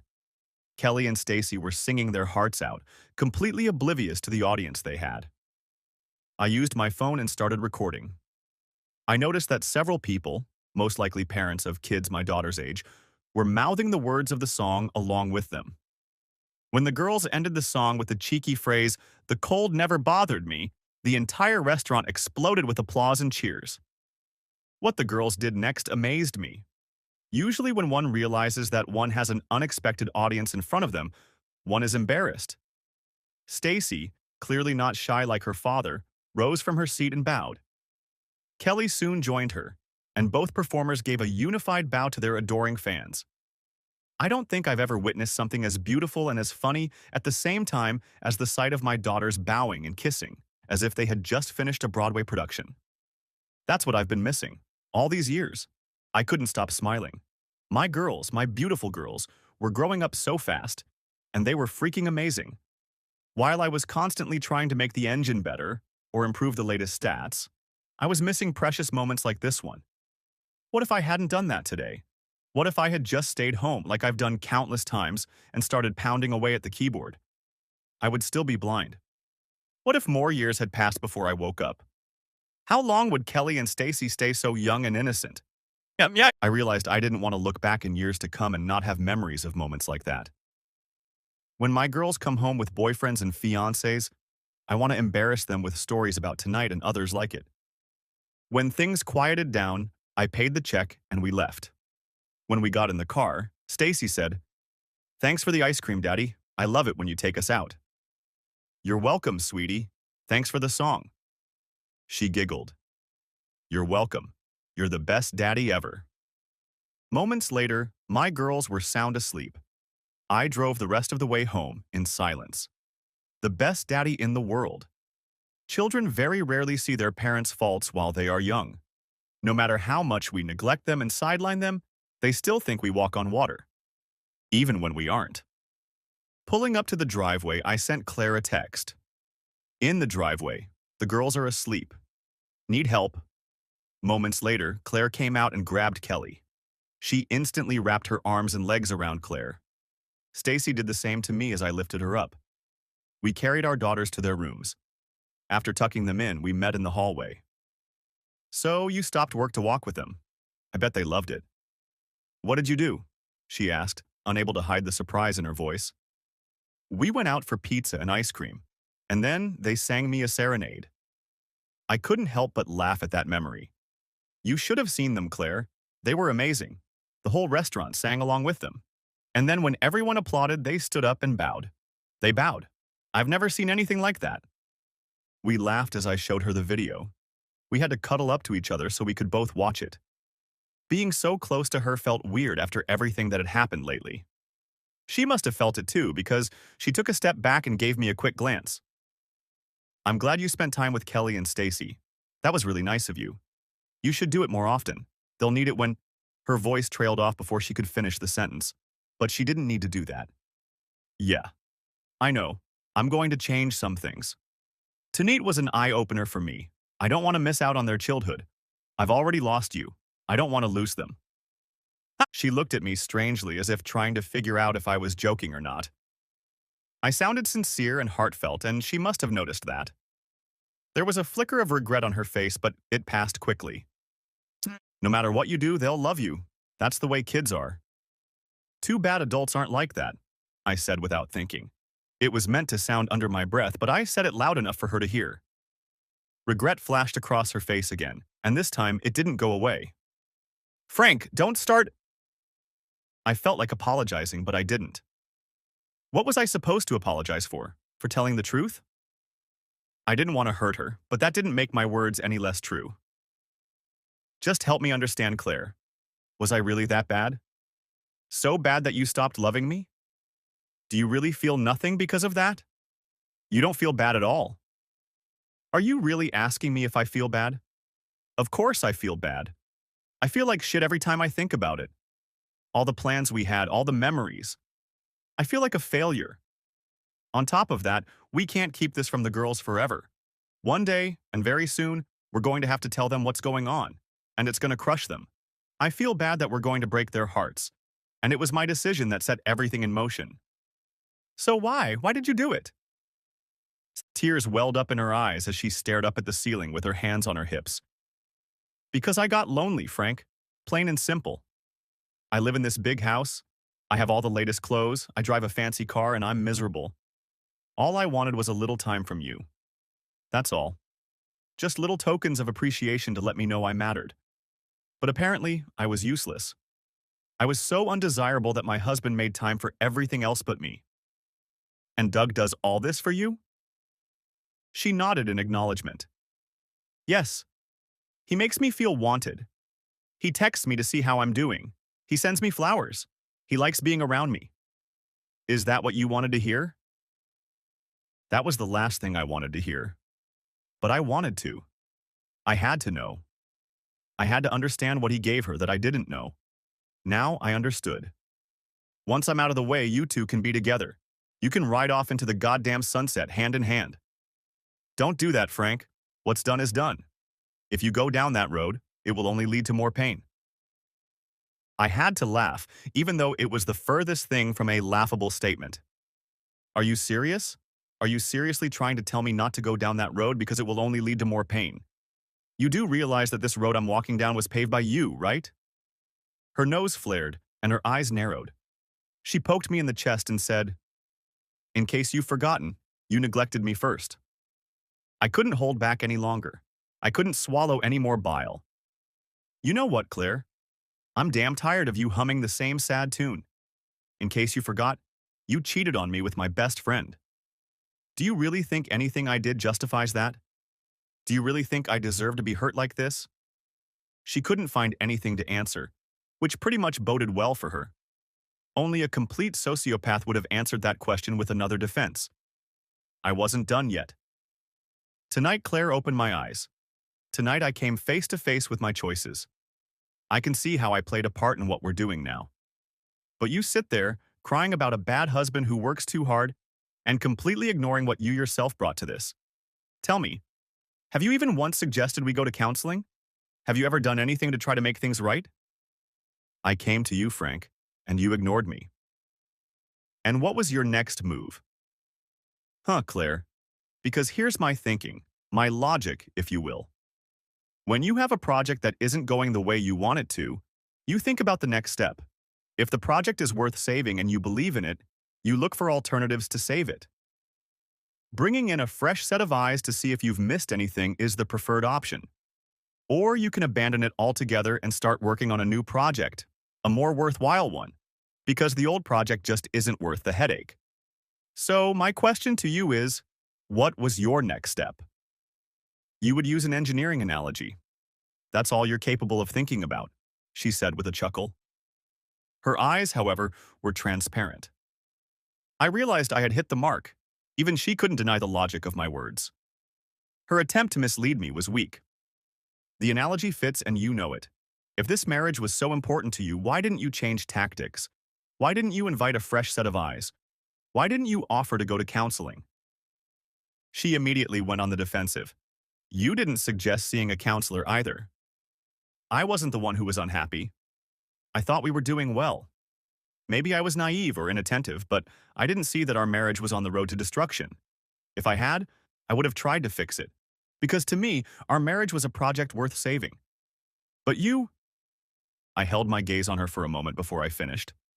I couldn't stop the look of disgust that appeared on my face. Nor did I want to. You saw our marriage rolling into the abyss and you watched it from afar. You let it hang out there, then you stepped up and pushed him down. And now you want to sit here and pretend you did everything you could to save him, like you had no other choice. But that shit's not going to get to Claire. You slept with my best friend. Not only did you have an affair, but you did it with the one person who would hurt me the most. You could have found anyone else to have fun with. But you chose Doug. No part of you felt that boundary was unacceptable.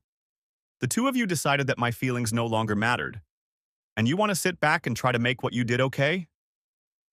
Tears were already flowing freely down her face. But she still didn't answer anything. We both just stood there in frustrated silence. Alone. In the same room but separated by an impassable chasm created by years of neglect, apathy, and poor choices. What do you want me to say, Frank? Are you right? Am I sorry? Will that make you feel better? Another ploy to mislead. Let it have to do with my ego, my desire to punish her. But I wasn't going to let her off the hook that easily. You've given up trying, Claire. You've given up on our marriage. You have to face that. It was your choice. You left me with nothing to fight for, she finally whispered between sobs. I couldn't do this anymore. I was exhausted mentally and physically. I'm tired, Claire. I'm going to bed. With those words, I walked into my office and closed the door behind me. Next chapter. A couple weeks after that conversation, the papers arrived. Signed, sealed, delivered. It was official. My marriage was over. The divorce was fairly amicable. I don't want to downplay the pain of sitting down with lawyers and dividing up assets, but that doesn't make the story any more interesting. Both attorneys told me it was a fair divorce, although I wholeheartedly disagree. Sure, all of our material stuff was divided pretty fairly, except for the house, which went to her since she was the primary caretaker of the kids, but I seemed to get the lion's share of the emotional baggage. She also received monthly child support and spousal support from me. I was fine with child support, but paying spousal support to a woman who voluntarily split the family seemed like a kick in the balls. But there was no way around it. That's the beauty of a no-fault divorce. The only thing that comforted me was that if Mike hadn't been there would have been so much more. The first offer was 2/3 of my paycheck. Could I live on what was left? Sure. I was making a lot of money. I had a fair share of investments and other assets. I was able to hide some of those assets from her attorney, so I wasn't the stereotypical divorced husband who has to live like a pauper. However, I would have liked her to experience a little more discomfort over her choices. I also thought about my girls. I had to question the wisdom of the decision to shield them from impending doom by pretending that nothing had changed. Why we made that choice, I cannot understand. Now we could no longer hide it from them. Instead of preparing them in advance and getting them used to the idea, we had to suddenly pull the rug out from under their feet. As much as I would like to claim benevolent love as the reason for keeping the real situation in my marriage a secret from my children, I can't. At this point in my life, I've stopped hiding my failures behind a thin veil of selfless acts that went wrong, pretending that my poor decisions were made out of a misguided attempt to protect those I cared about. I was doing it because I was a coward, clearly. Claire had her reasons, probably the same ones I had, but I wasn't going to define my actions by what she admits to herself. She seems to have a great penchant for self-justification, and I couldn't afford to fall for that anymore. Tomorrow's man is made by those you choose today. That's what my father used to tell me. At the time, I was a teenager thinking about what I was missing in life, so I never really thought about what it meant. Now, however, those words have become a new way of looking at life for me. What kind of person did I want to be tomorrow? The person I am today is who I am because of the choice I made yesterday to put work before family. If I don't like that person, I have to make the choice to change it for tomorrow. I wanted to be a good father. I also wanted to be successful. Who says I couldn't have both? I didn't have to create an imbalance in my life that left room for only one or the other. Why couldn't I kill myself at work and then come home to my daughters, leaving work behind? So I did what I do best. I made a plan. An algorithm for my life. Believe it or not, math can solve about 90% of the problems we face in life. Of course, that's what an engineer thinks. But in this case, math was the key. If the problem you are facing is balance, isn't there an equation that can solve it? There are 24 hours in a day. 7 days a week. That's 168 hours. I'm used to spending 80 of those hours at work. That left 88 hours for everything else. My family had to share those 88 hours with all the other crap I had to deal with, including sleep. How had I never noticed this before? So I used simple math to determine what kind of person I wanted to be. And it only took 20 minutes. I had to earn my daughter's love and affection. They gave them no matter what I did. I had to be worthy of them. Next chapter. I heard sniffling coming from the room I shared with my ex-wife. The door was ajar, and all I had to do was nudge it open slightly. I saw Claire lying on her stomach in the middle of the queen-sized bed we'd once slept on together. Once upon a time, a long time ago. Above her head lay a copy of the unfolded document I'd read just a few hours ago. Her hands covered her face. Her body shook with sobs. I wanted to talk to her about what we should do next, but now was not the time. Did I feel vindicated that she was finally showing some emotion over the loss of our marriage? No. I actually felt sorry for her. For me, the blow wasn't as deep as it had been before. I had long ago accepted that it was over. Ever since she'd screamed Doug's name, I'd struggled all the time with the need to let her go. She was protected.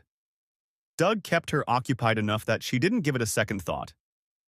In her eyes, the end of the marriage was tomorrow's problem. Today, she could enjoy what she missed out on while she wasted her years with me. However, all dreams come to an end. Reality always catches up with you. In front of her lay a tangible object for the choice she had made. It was black and white, and with her signature on it. She could no longer deny it. I closed the door slightly and let her experience a moment of grief. She needed it. Things got a little more complicated from there. We still had to tell the girls. I wasn't looking forward to it, imagining what she would have to go through. I needed something to distract me, at least for a while. Something beautiful, and I knew exactly what it was. Or rather, who it was. Ever since that day at the club with Terry, I couldn't stop thinking about her. A starlet. I don't know why. According to Terry, she was a prostitute, not the most honorable woman, and yet I felt something with her. A connection. The way she looked at me. The way she talked to me. Flirted with me. I can't explain it. But I wanted to feel it again. So I got in the car and drove off. About 20 minutes later, I was pulling into the parking lot of Sal's Gentleman's Lounge. When I went inside, I was greeted by cigarette smoke, the smell of beer, and dozens of women. But I was only looking for one. "Welcome to Sal's. What can I do for you, sweetheart?" said a beautiful girl, greeting me. Said a beautiful girl, greeting me. Even with makeup, she looked barely old enough to drink.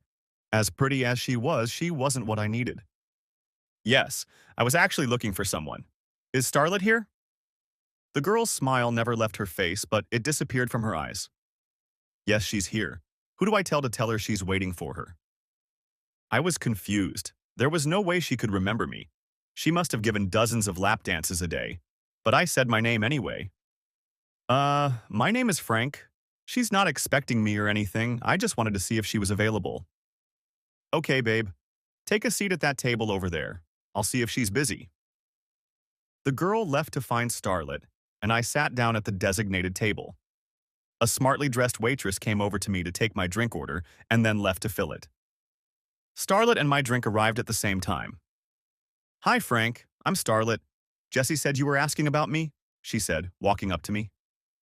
Although I expected it, I was a little disappointed when I didn't see any recognition in her eyes. It had been about 4 months since I had come here. In that time, she must have seen hundreds of faces.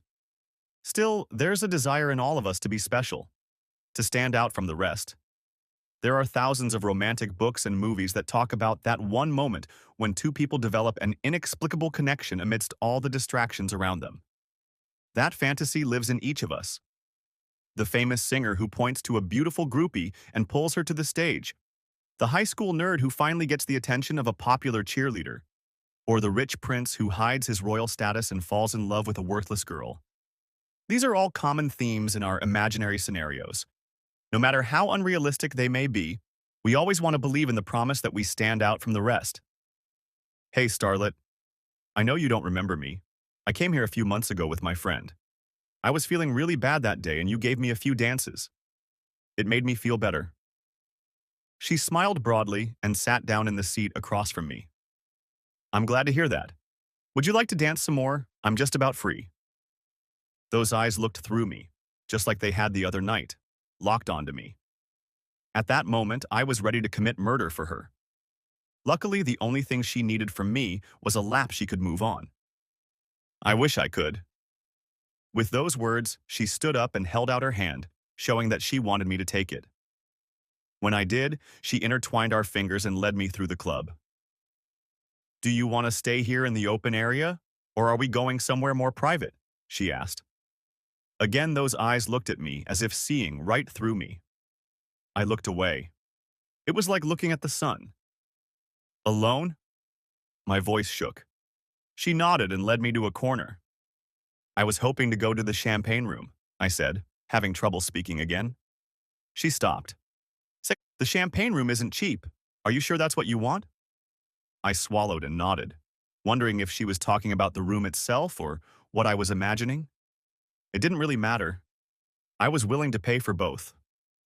"Okay, sweetheart, come with me," she said, leading me towards the stairs.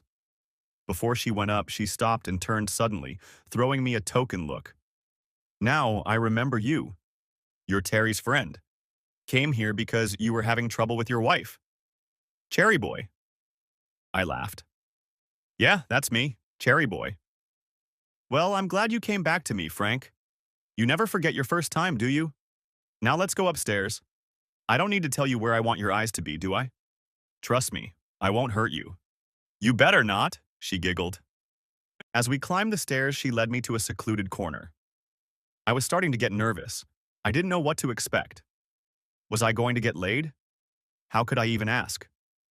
So, Frank, if you want to have fun with me, you're going to have to do a couple things first. What things? Yeah. First, you're going to have to get a room, and not a cheap one.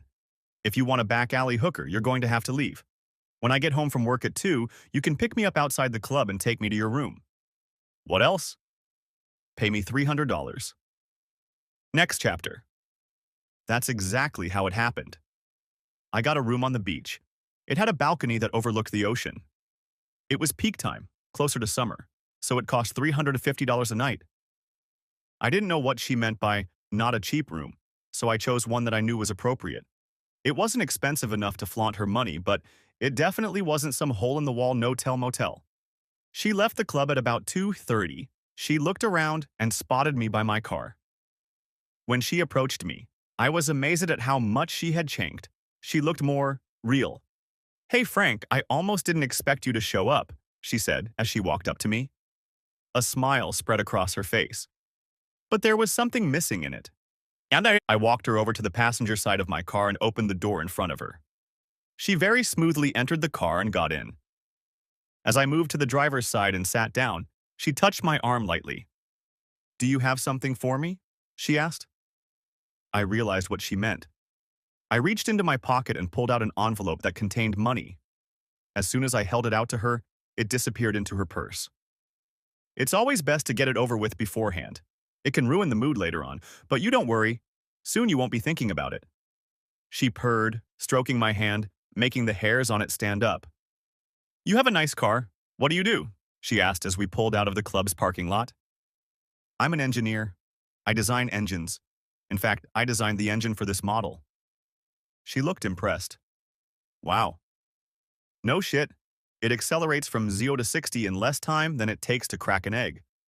I'm actually part of a team trying to create a new type of engine, I said proudly. She nodded and smiled. You're obviously very good at your job. It's very energizing. I know she meant it as a compliment, but my eyes sparkled when she said it. I was good at my job, better than anyone even, but the price I paid for it wasn't worth it. Did I say something wrong? She asked. I shrugged. No, it's just that I'm haunted. You know? I know the feeling, she said quietly. I got the feeling she was talking more to herself than to me. For a few moments, we sat in silence. Are you hungry? I asked, trying to break the tension that had set in. She nodded. A little bit, but I'm sure you want to get to your room and get what you paid for. I can wait. I didn't like that. I didn't like the idea of having fun with her and staying hungry at the same time. Do you like pancakes? Huh. Do you like pancakes? Only IHOP and McDonald's are open at this time, and I can't eat artificial food. She smiled slightly at me to show me that my gesture was appreciated. I'm fine, Frank. Thanks for asking. But I'd rather just do what we came here to do. That sounded so cold. Clinical. Do what we came here to do? Like it was nothing more than a business transaction. I mean, it probably was. But she could have left me with the fantasy that it was more than that. Okay, I said, a little too dejected. She caught that, but didn't say anything more on the subject. The rest of the ride went pretty quietly. It wasn't until we got to the room that the first words were spoken. So, Frankie, what would you like to do to me? The change was so sudden and yet so smooth at the same time. However, as much as my body wanted her, my mind was not in agreement. For me, I needed both. I know a lot of guys would snatch my man card and tear it up over this, but with the realization of what I was thinking about her right now, I couldn't do that. Starlet, I said with more assertiveness, pushing her away slightly. She looked embarrassed as I walked to the other end of the room, rubbing her head in frustration. Okay, Frank, what do you want? I thought I understood you, but apparently not. Tell me what you're looking for. I noticed a note of irritation in her voice, but she recovered quickly. Tell your mom what she can do for you, Frankie. She was good. She had that seductress personality. She could turn it on and off at will, but I could see right through her. I want something to eat. I'm hungry. Are you? Are you hungry? I said, reaching for the phone to call room service. Her face became irritated, but after a moment it disappeared again, and the kittenishness returned. She came toward me and tried to wrap her arms around me again. I ducked away from her. She stood there, confused. Then irritation rose to the surface. Why the hell did you bring me here, Frank? Huh? I had a long night of dancing and I could have been home and asleep, but I came to her with you. There she is, the real starlet, or whatever her name was. I want to talk, I said, honestly. She looked at me skeptically for a moment. Then she shook her head and laughed. When she finished laughing, she looked at me again with annoyance. Take me back to the club, she said curtly. What? I said take me back to the damn club. That's where my car's parked. Tonight is over. I'm not the girl you want and I'm not going to waste our time. Are you kidding me? How do you know what I want? She laughed again. Come on, you think you're different from the hundreds of other guys I see? Did you think that because you opened my door and asked me if I was hungry, I'd suddenly be overwhelmed with love? This isn't some goddamn fairy tale. That's not what I was trying to do. Frank, stop kidding yourself. What you want is a girlfriend experience. You want to have lunch with me, talk and laugh with me, and then have fun with me like we're in a real relationship, like I'm your girlfriend. And then you'll come home to your wife and be the husband she needs. Tears came to my eyes at the mention of my wife. I tried to stop them, but they wouldn't stop. They kept walking. Frank? I tried to speak, but I couldn't. The tears kept pouring. Starlet looked at me perplexed for a moment, and then her face turned sad. Your wife, she left you, didn't she? At this, I snapped. I just got the papers today, I managed to say. And then I fell to my knees. I thought I wasn't going to cry about this anymore. I thought it was all behind me. But it wasn't. I was now in a room with a woman, and all I could do was cry over the bitch. We lay like that for about 10 minutes. When the flow of tears subsided, I looked into her eyes. They were full of sympathy. I'm really sorry, I must have ruined the mood, I said with a self-deprecating laugh. Quite, she replied, but there was a hint of playfulness in her voice. Then, her face turned serious. Look, Frank, I'm sorry about your marriage. I'm really sorry. But what you want from me tonight, I can't give you. I can beat the crap out of you and leave you limping home, but I can't pretend to be your girlfriend. I'm not cut out for that. I'm sorry. I nodded, standing up. I understand, Starlet. I really do. She nodded and kissed my cheek. Then she picked up her purse, rummaged through it, and pulled out an envelope of money. Here's your money, Frank, she said, trying to hold it out to me. I pushed it away from her. Keep it, Starlet. But after all, we had nothing. I looked at her and realized I felt some kind of release for the first time in a long time. It wasn't the manliest confession, but maybe I just needed a good cry, to let the bile out. The woman hugging me may have been exactly what I needed. You helped me today, Starlet. Whether you realize it or not, you helped. We didn't have anything, but I consider that money well spent. So keep it. You've earned them. She nodded and put the money back in her purse. We left the room and headed to my car so I could drive her back to the club. For a while, we sat in silence. It wasn't awkward, like two people desperately thinking of what to say. It was more comfortable. Neither of us needed to speak. We really didn't have anything to say, but that was okay. You know what, Frank? I'm getting hungry. What do you say we go to IHOP after all? She broke the silence. I glanced over at her and saw that she was looking at me again. Sure, I could use some unlimited pancakes, I joked. She smiled and nodded. Me too. As we walked around, I turned to her. Hey, Starlet, if you don't want to answer that question, I understand. But I have to ask, what's your real name? She sighed and thought for a moment. Then she looked at me with her piercing eyes. Cassandra. You can call me Sandra. I smiled at her and nodded. Nice to meet you, Sandra. Her look turned into a smirk. Ah, yes, it's nice to meet you. Because I just told you my real name, and it's like you're meeting me for the first time. Clever, she said sarcastically. That's what I thought. That's because you're corny, she tossed back at me. She laughed, turning away and shaking her head. However, when I looked at the reflection of her face in the passenger side window, I saw that she was smiling. Sandra. It was really nice to meet her. Part 3. I watched in amazement as Sandra devoured every bite of food on her plate. Pancakes, eggs, bacon, everything. Gone. She must have sensed me watching her because she looked up from her food with an annoyed expression on her face.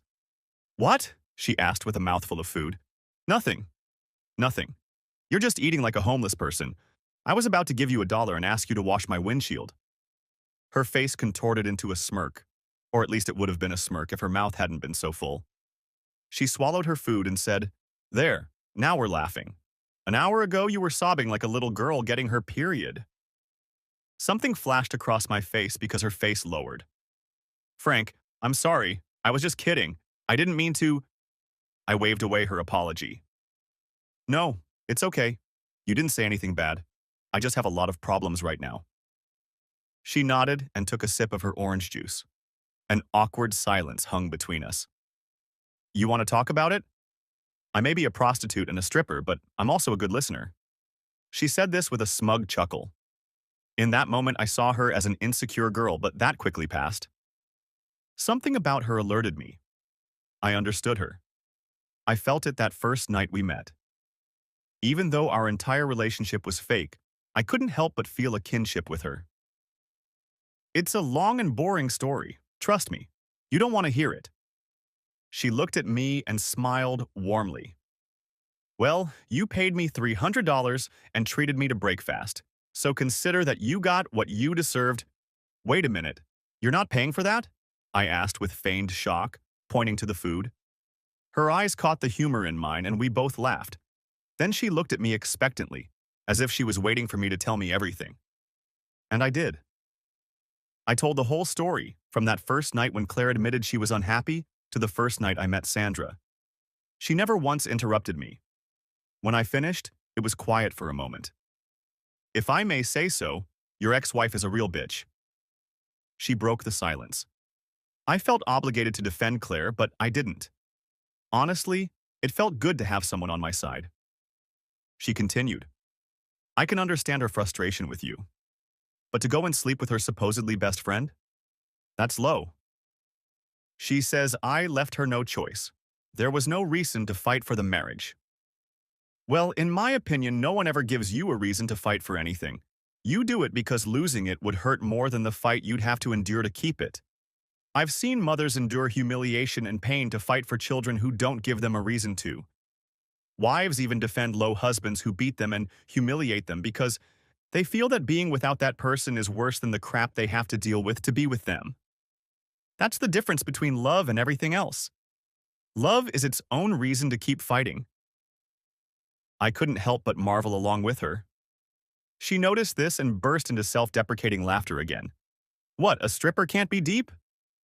I had to laugh at that. I guess you know more about life than the average person. At that, her eyes narrowed and she looked at me angrily.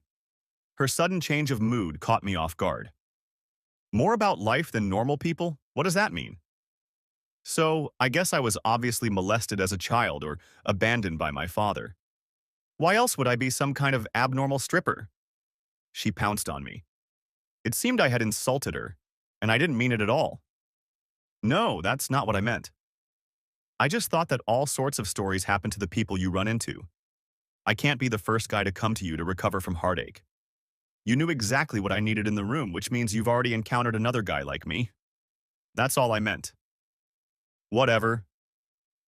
She lowered her gaze to the menu for a moment, pausing the progression of the conversation. Have you ever fallen in love? I asked. She tensed, as if the question surprised her. She couldn't hide the grim expression on her face that reflected her feelings when I asked the question. After seeing her reaction, a yes or no answer didn't matter. Only a person who had loved, been burned, and lost could feel the emotions that would make such a beautiful face look so sad. So far, we had only talked about me. I wanted to ask her about the past. She was right about one thing. I wondered how a woman like her became a stripper who also slept with men for money. She was nothing like herself.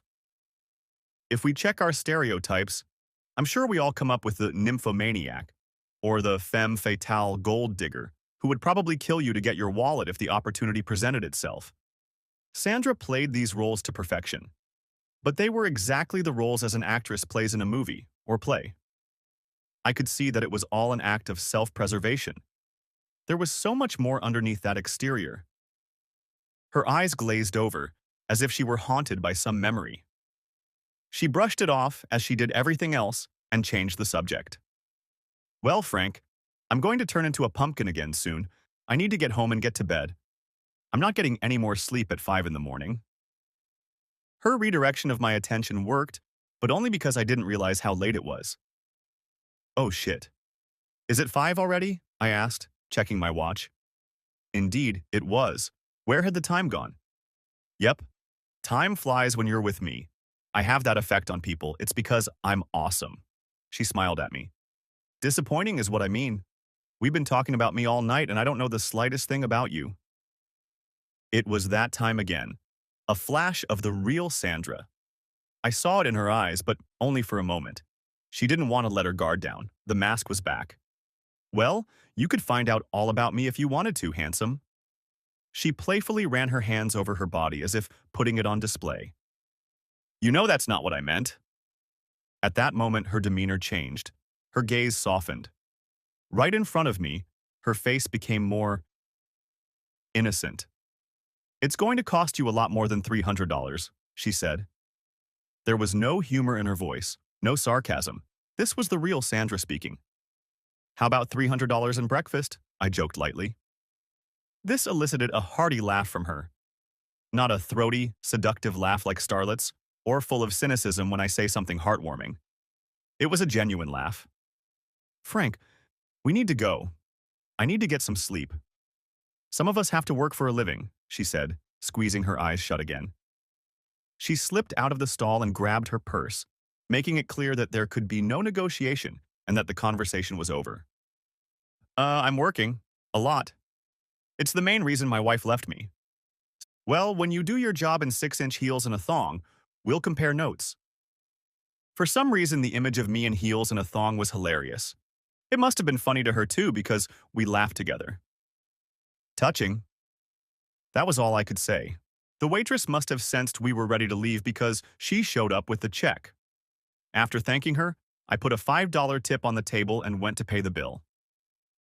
The drive back to the club wasn't long.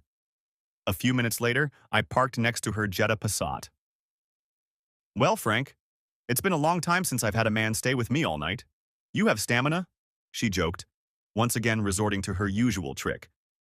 But I wasn't going to go for it. I wasn't going to let her cap off this night with playful banter. Sandra, you helped me tonight. I don't let a lot of people near me, but I'm glad I let you in. Thank you for being here. For the first time tonight, her guard was completely down. She looked sincerely into my eyes. Anytime, Frank. I hope things work out for you. You're a good guy. You deserve the best. With those words, she kissed me gently on the lips and got out of the car. It wasn't a passionate kiss, the kind of kiss that happens between two lovers. It was a soft kiss, the kind of kiss you would give to a friend. I watched her get into her car and drive away. Then I drove back to my room. I decided that I would get a room for an extra night. I could sleep on the big double bed for a change.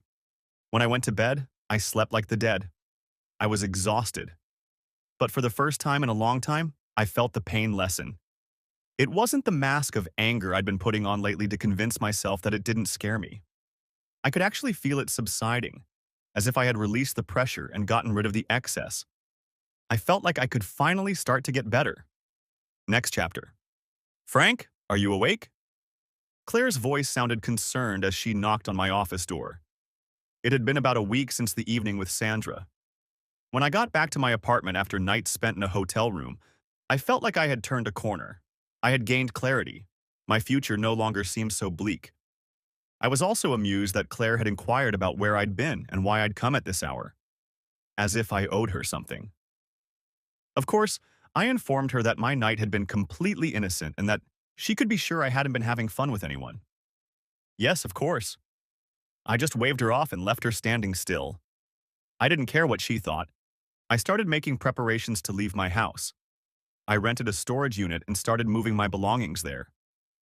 I also started looking for another place to live. At this time, I was choosing between an apartment that was close to my work and a townhouse that was 2 blocks away from Claire and my girls. I felt like I was finally seeing the light at the end of the tunnel. And then evening happened. "What's up, Claire?" I asked in an indifferent voice. I really didn't want to see her. Nevertheless, she took my acknowledgement as an invitation and entered my office. I turned in my chair to meet her gaze. She looked as if she had been sobbing. Her face was blotchy, as if tears had just dried on it from her swollen eyes.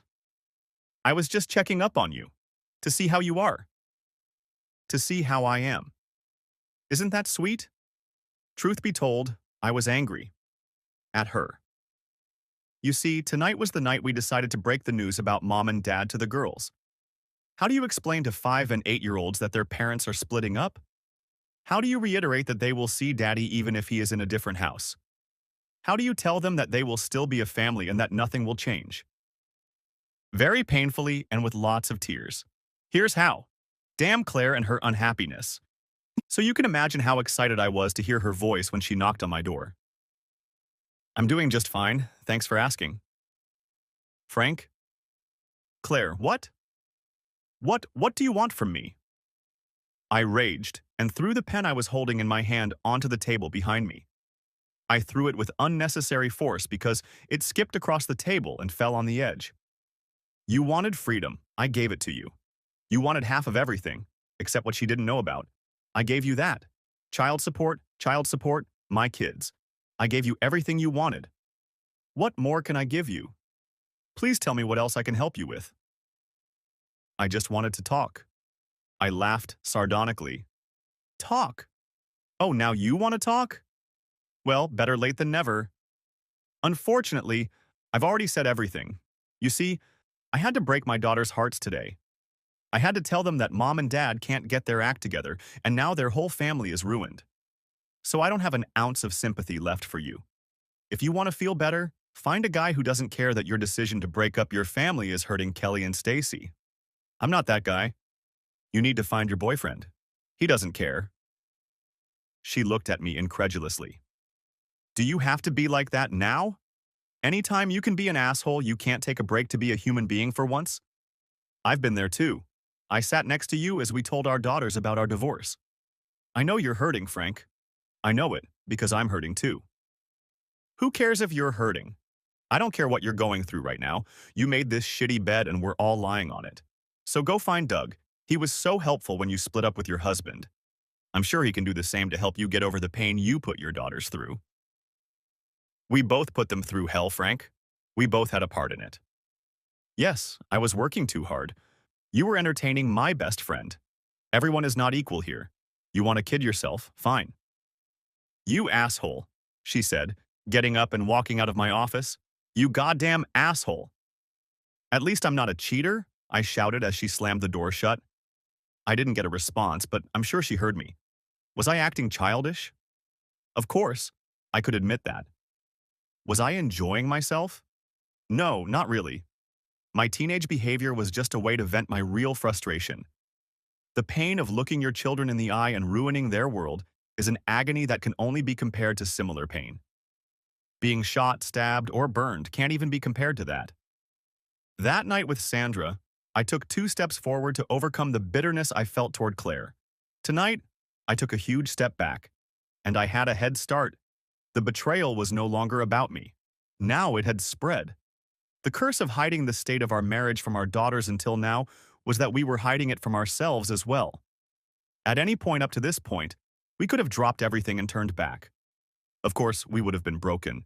We might never be the loving couple we used to be, but we could have pretended to be out of sorts long enough for the girls to grow up. Now there was no reason to turn around and go back. The damage had been done completely. Next chapter. The next day at work, I was called in to meet with my superiors again.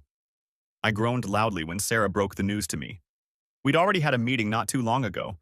What could they possibly need so soon? You need to calm down, Mr. Underwood. You know what they're like. A bunch of pencil pushers. Don't let them see your frustration, Sarah said to me, trying to reassure me. What more could they possibly want? I just gave them a progress report. Nothing else has been done since then. God, why can't I just do the damn job and be left alone? She thought for a moment, then leaned toward him. I don't think it's the engine. She seemed to be storing up a juicy bit of information and contemplating whether to lay it all out in the open. Okay, I was intrigued. This company was run by assistants. They talked to each other. Sarah often found out about things long before I did. What could it be about? I asked.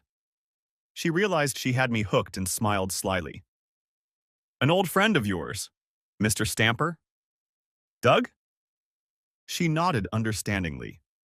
Judging by the smirk on her face and her demeanor, I wondered how much she actually knew about my situation. Before this, she hadn't made it clear in any way that she knew anything. She knew I was getting a divorce because she pointed me to Terry.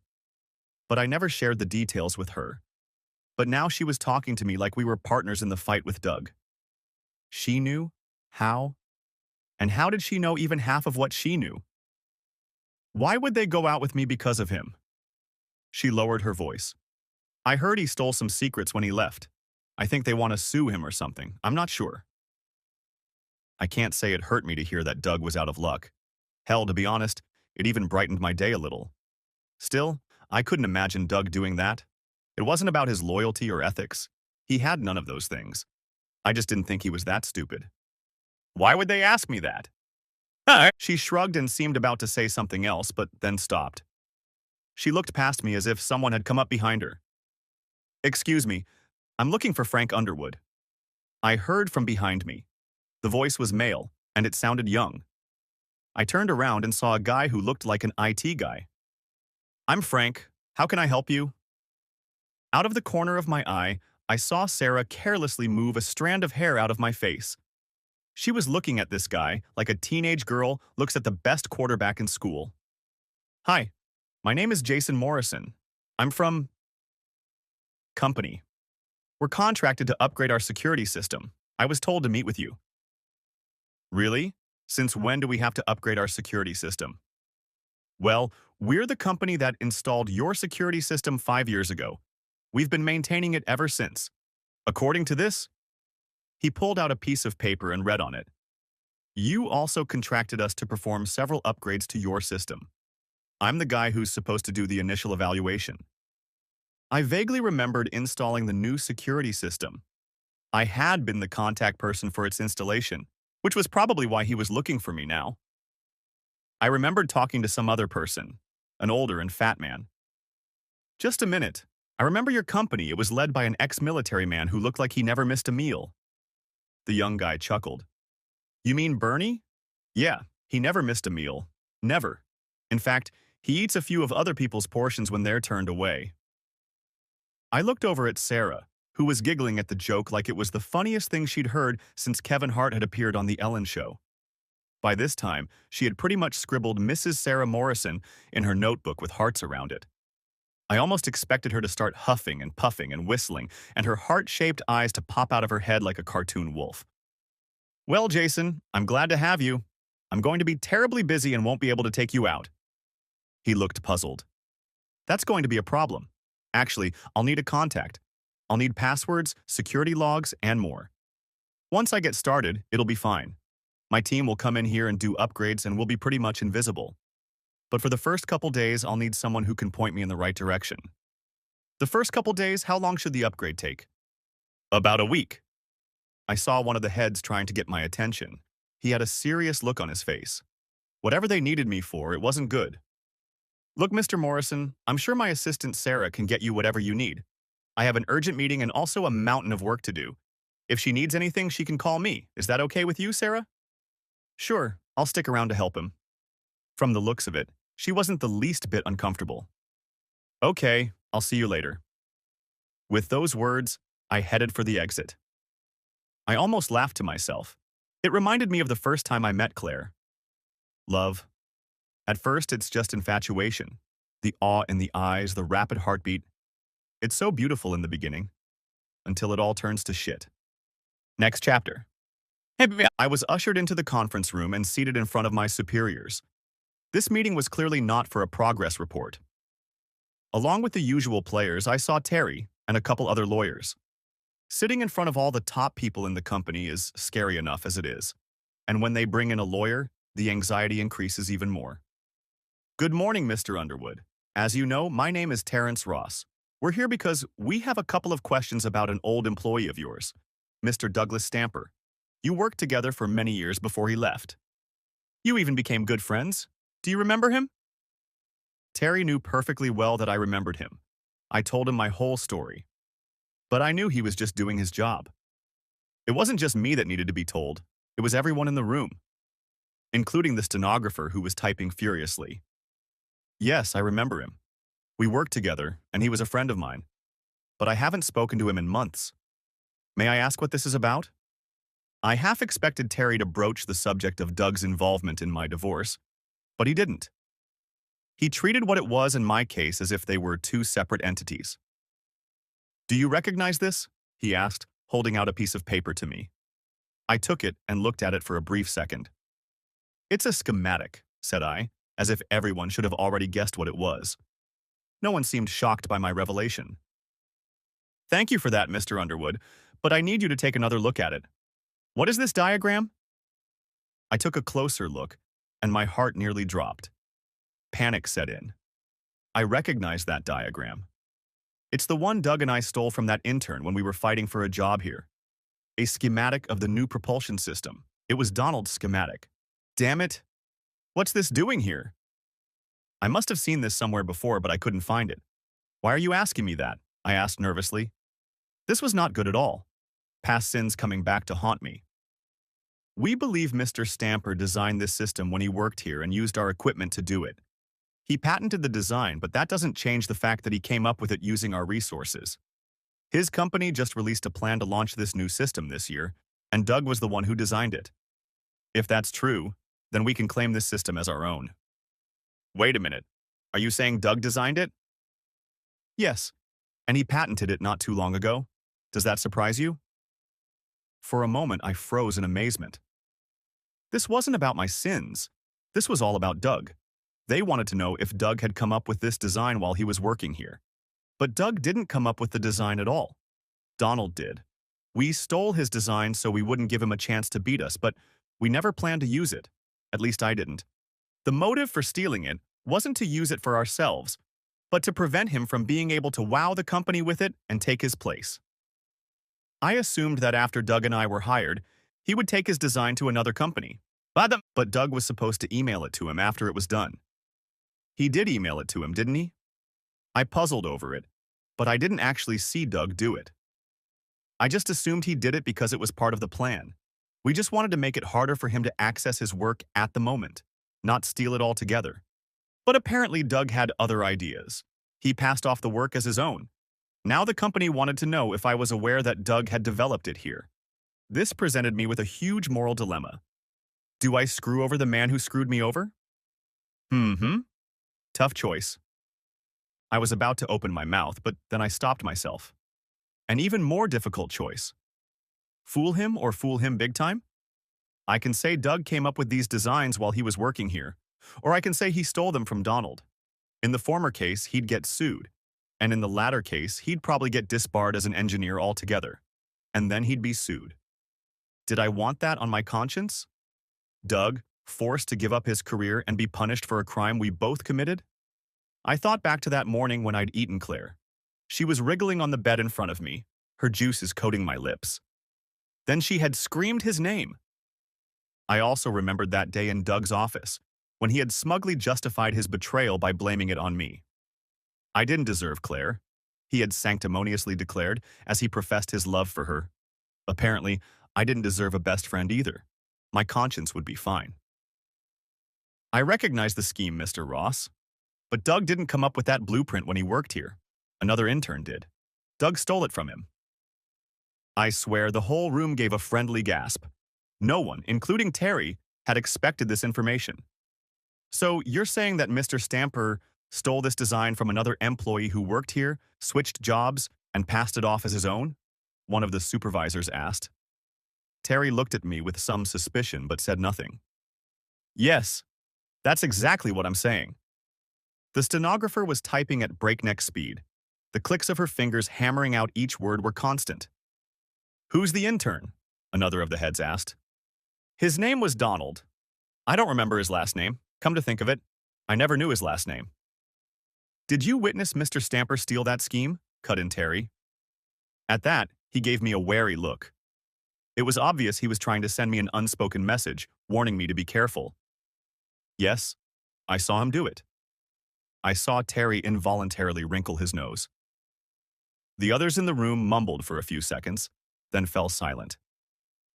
To make sure we understand you correctly, let me repeat.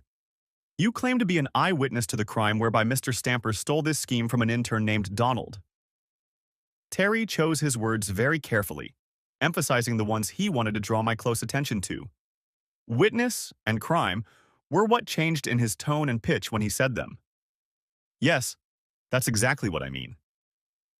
Even despite his professional appearance, Terry slumped slightly at this admission.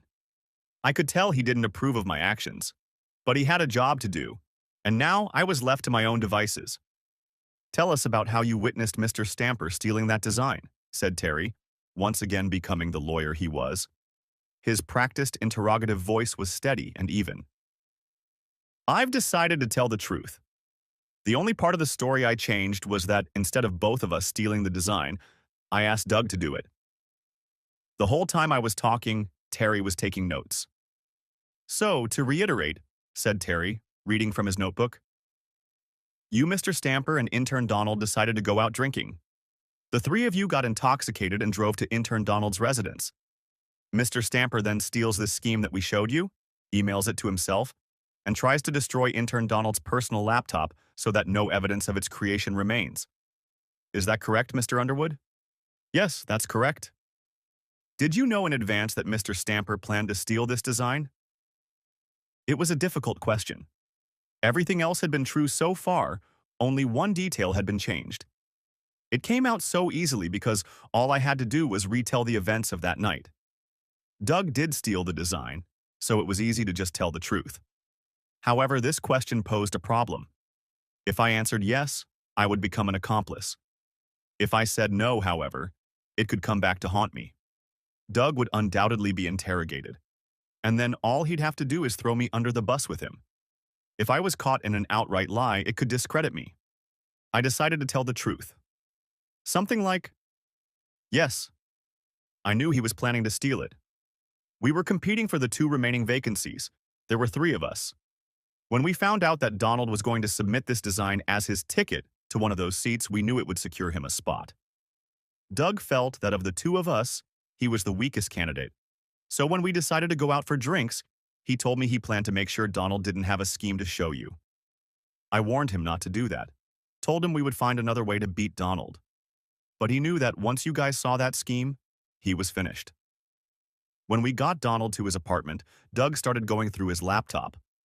I don't even know how he managed to punch in the access code. I also didn't know that he planned to destroy the laptop, or that he was going to pass off the scheme as his own. Nods from everyone present showed that they believed me. Even Terry looked convinced. It was easy enough to pass it off because it was 95% true.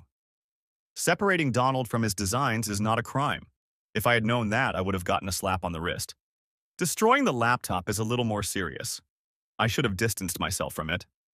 Doug stealing the design and passing it off as his own was all his stupid mistake. Well, Mr. Underwood, thank you for your honesty. We'll contact this Donald guy to confirm your story and make a decision. I realize it must not be easy to testify against someone you call a friend. Even Terry almost smiled at those words, but we are grateful to you. He smirked briefly as if to say, you lucky son of a bitch. I answered him with an innocent look that said, who? Me? If we can use this to challenge the patent and get it invalidated, we can get this design for ourselves. We need to find this Donald immediately. If he has anything to challenge it, we can use it, said one of the heads. I could practically hear the wheels turning. Well, he emailed the design to himself. Maybe he used his company's email address. I'm not sure, but if he did, that's a start, isn't it? I offered, trying to offer as much help as I could. They nodded and muttered something else. Hey, I just wanted to get justice for my company. That's all. My willingness to help had nothing to do with framing that sneaky, conniving son of a bitch. Scout's honor. Who cares if I wasn't a Boy Scout? Tell me, Frank, can the current problems with our engine be solved with this? The other asked me. I looked at him and saw the possibilities. Maybe. I'm not sure. But if we got Donald on our team, I'm sure he'd be a big help to us. Whoever could come up with something like this could probably bring something else to the table. I saw smiles all around me. When it comes to making money, they would only smile. Hell, they were practically jerking off under the table. Stopping the development of one of our competitors undoubtedly meant big money for them. Taking a design that would take them to the next level and making it our own. Ka-ching. And I was the guy who put the mouse in the Python tank. Next chapter. It was a week before I heard anything more about it. By this time, I had decided to bid on a townhouse that was not far from my girls. I was afraid that if I moved to an apartment that was closer to my work, my tendency to overwork would cause me to stop paying attention to what was really important. Out of sight, out of mind. But if I lived closer to my girls, my feet would stay on the ground. Every morning on my way to and from work, I would have to walk past my old house. It would be my daily reminder to make time for the two most precious things I have. Sometimes real strength lies in honestly recognizing your weaknesses and confronting them. When the phone call rang, I was just walking with the girls at an amusement park. Imagine my surprise when Doug's name popped up on the screen. My girls were devouring sugar by the gram, eating crazy bread and drinking a large serving of soda. So I managed to slip out from behind the table. I knew that this conversation was more than likely not going to be kid-friendly. I walked over to a seat that was close enough that I could watch them, but out of hearing range so I could talk freely to this backstabbing asshole without censoring myself. "What do you want, Doug?" I asked curtly, answering the phone. "You bastard. I know you're the one who snitched on that scheme." Well. Apparently the council had contacted him. There was nothing I could do. I had to rub his face in it. "Doug, you look angry. What's the problem?" "You traitorous asshole. Do you know that? No wonder your wife left you." Under normal circumstances, this would have pissed me off. But now, knowing what lay ahead for Doug, I felt calm. I could see that this was a desperate attempt to brush me off as a fallen man. Tsk, tsk, tsk. "Hey, Pot," I said in an even tone. "Huh? What the hell are you talking about?" "Come on, Doug. Do I really have to explain how the pot calling the kettle black? Do you really want to compare notes on betrayal? Besides, you were the one who was stupid enough to try to pass off someone else's work as your own." I just told them what I knew. "We both did it, asshole. You know it. You made it sound like I did it myself." I didn't want to admit anything that could be used against me. With current technology, he could have easily kept a record. Still, I wanted to torture him. Doug, I laughed. "Please don't drag me into your quicksand of stupidity. I wasn't trying to use stolen schemes to boost my career. I'm smart enough to do that with my own work. While you were busy seducing my wife, I was working. You've both made that clear. If you'd spent less time getting into Claire's pants and more time on your own work, maybe you wouldn't have to stoop so low. That design was the only reason I was hired for this job. You already had a promotion. I was just trying to get mine." His voice sounded worried. I would have felt sorry for him if I hadn't enjoyed his misery. "Well, you got it. Congratulations. Look on the bright side, Doug. Now you'll have a lot more time to tell Claire how wonderful she is. You won't have to worry about becoming a workaholic like me. Isn't that great?" He started to say something, but then stopped himself. I guess he decided to change tactics because when he spoke again, his voice was softer. He was practically begging. "Frank, please. This is my livelihood. I know you don't like me, but we used to be friends. You don't realize this could haunt me for the rest of my life. I can't get another job with a record like that. We can settle what I did to you another way. You're not that guy. You're not like me. Don't let my actions change who you are. You're better than me. Oh God, had he really stooped to humiliation? He must be desperate. Am I better than him? It was too good to be true. What I did next was cruel. I admit that. But in my defense, it felt awesome. Okay, you're right. I'm gonna go talk to the board of directors in the morning. I'll tell them I made a mistake. We can work things out differently. The only thing I ask is that you stop seeing Claire. For a moment, he was stunned. He was silent for so long I almost thought we'd been disconnected. What? I'll tell the council I made a mistake. I'll lie for you, but only if you stop seeing Claire. I felt his heart drop on the other end of the phone. But you're divorced! And the reason for that is you. You once told me I didn't deserve Claire because I chose her over a job. Now you have to make the same choice. You have to prove that you're a better man for her than I am. If you turn her down, I'll keep your job. Or you can keep seeing her. The choice is yours. Was I really going to speak in front of the board of directors? No way. Even if I wanted to, it was out of my hands right now. The heads had a juicy steak in their mouths, and there was no way they'd let it go. But I was curious. He had confessed his love for her. I wanted to know how deep that love really was. Do you really want us to break up? Do you? That's low, Frank. You're not that low. I was tired of him trying to appeal to my benevolent nature to manipulate me into making things better for him. The first time, it was amusing. Now it was annoying. I wanted to burst his bubble. Doug, you entertained my wife. You took my family away from me, so please stop saying how much better I am than you. I already know that. I don't steal what doesn't belong to me and try to make it my own. I do my own work. I have my own wife, and you? You're a pathetic nothing who can't do anything on his own. When we were interns, we both knew you were the one at risk of unemployment. Don't pretend that's not true. So now I'm giving you a chance to make a choice. To do the manly thing and sacrifice what you truly believe in. So dump Claire and keep your job. Or don't. The choice is yours. Frank. Tick-tock, Doug. Tick-tock. Everything went quiet again. I could practically hear him pondering on the other end. Seconds passed, and I was already thinking he was going to pick Claire. Finally, he said softly, "Okay, you win." What was that? I'm sorry, I couldn't hear you over the hypocrisy. You'll have to speak louder.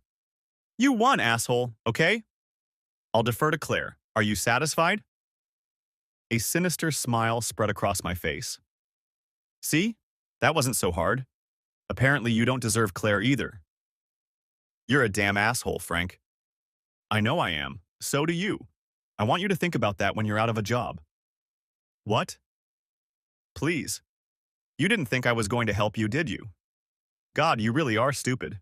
Have a nice life, Doug, and don't call me again. You, Mama? I ended the conversation with the biggest smile on my face. I then walked over to my daughters.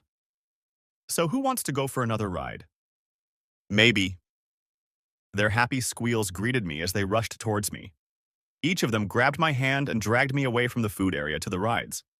Today was such a beautiful day. Next chapter. The weeks went by, followed by my kids, my job, and the battle to close on the townhouse. I was bargaining with a young couple who were expecting twins. They were just starting out in life. They even had a dog. How nice. They opted for the townhouse. It was exactly like the one the wife grew up in. I could sympathize with that nostalgia. But I was fighting for my girls. I didn't want to turn into the reclusive father I once was. For me, this house was the first step. I chose this house to be closer to my girls over an apartment that was closer to my work. That alone made the house invaluable to me. They were determined. But so was I. So I raised the price another couple $1,000s. I was willing to do more than that. Even if I paid more than the house was worth, I would get my money's worth. One evening, I sat in my office and ate the dinner Claire had made. It was delicious. What I will definitely miss is her cooking. When we first got married, she didn't even know how to boil eggs. I'm exaggerating, but her cooking skills left a lot to be desired. Over time, she gathered recipes from the internet, random cookbooks, and from other women at home. She was determined to be a good wife and a good mother. She was now a master in the kitchen. I thought it was odd that she still cooked for me even though we were divorced. I guess it wasn't too strange considering I was still living in the same house. Still, it was to be expected that she would stop doing all her wifely duties for a husband she no longer loved. "Frank, can we talk?" I heard her say, a moment after the creak of my office door let me know someone was opening it. "Sure," I said, setting my plate on the table and turning around in my seat. Claire walked into my office and sat down on the couch bed. It seemed like she was trying to say something, but nothing came out. Then she began to stutter. I, I just, God, this is so hard. I had a whole speech planned." I was confused for a moment. "Just say what you want to say." Tears streamed down her face. "I just wanted to tell you how sorry I am. For everything. I ruined everything." She sat there crying for a while. I pulled some tissues out of a box on my desk and handed them to her. She wiped her nose with them. "I know I was wrong to do what I did to Doug. I knew it then. It's just that I was so miserable that I stopped thinking about how it would affect my family. I just wanted to do something that would make me feel better. The first time was a mistake. We got too drunk, and then—" I nodded. I didn't want to hear the continuation of that statement. "But after that, I thought it might just be a brief fling. Something to get me through. I trusted him because I knew him so well. He was kind to me. He was easy to talk to. I thought you didn't need me, so it was no big deal. Then he told me he loved me. After that, everything went downhill from there." "Because you fell in love with him too?" She nodded and cried some more. I let her digest that. Not so much what she said, but how it affected me. Or better yet, how it did not affect me. The burning pain that would have come up months ago at that statement just wasn't there. When I realized I loved him, the unhappiness I felt for you intensified. But the truth is, I still loved you. I didn't plan on leaving you. The night I told you I was unhappy, I planned to tell you that I was having an affair and that we should try to fix our marriage. I didn't want to break up the family, but it didn't work out that way. Things got twisted. In the end, I just got over it. You'll pardon me if I find that hard to believe, Claire. You say you weren't going to leave me, but as I recall, I asked you if you wanted to stay with me." She snorted again. "I know I did. And to tell you the truth, I would have fought the marriage for the kids if you'd wanted to. But I was fine with it ending." I thought about that for a moment. I tried to recall our conversations to see if it was true. Maybe it was, but who knows? "You didn't say that. I don't know if it would have changed our relationship, you know. The fact that you slept with my best friend, but it might have. Now we'll never know." She nodded sadly and wiped her nose again. "Yeah, I know. But I wanted to tell you how sorry I am about everything. You didn't deserve this. Whatever you did, you deserved better. I regret my choices. I acted like a teenager with our marriage. If I could do anything over again, I would have come to you before I made the choice to cheat on you with Doug. I would have tried to get you to understand how I felt. Offer counseling or something. I'm not sure it could have saved us, but I had to try for the sake of our marriage and our children. I just wanted to tell you that. I appreciate that. It means a lot to me. And it really does. For the first time, I felt like she really understood what she did to me. Of course, she can never know what it feels like unless it happens to her. Having your heart ripped out by two loyal friends is an unparalleled feeling. But at least she realized the depth of her betrayal.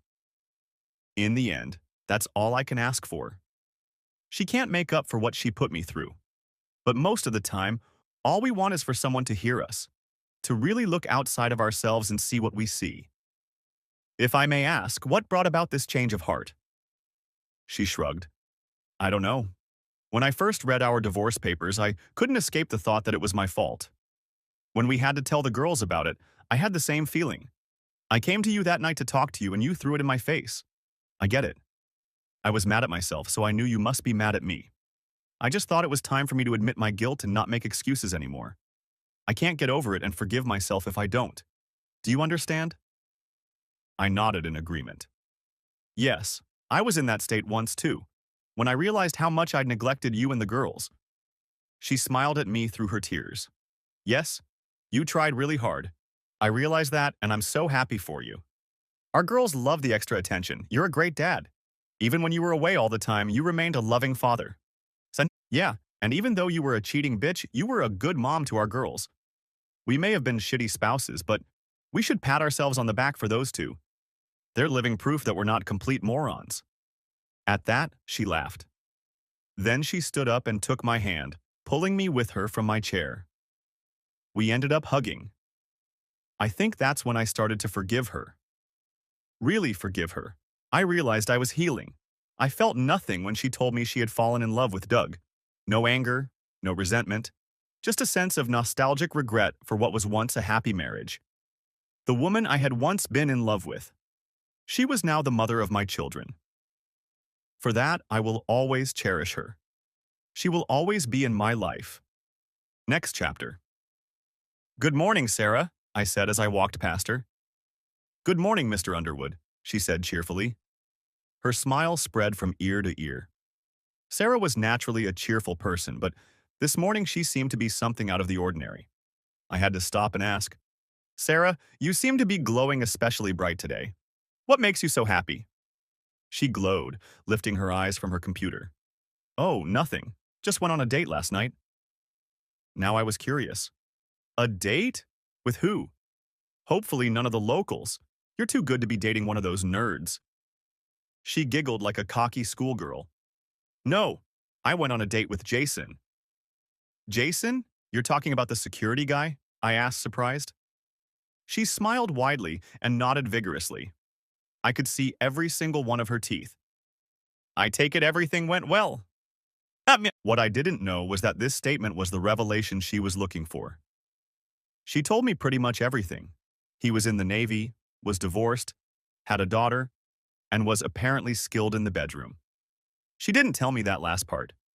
She didn't need to. Judging by the smile on her face when she said he was making breakfast for her, a man with my genius didn't need simple math.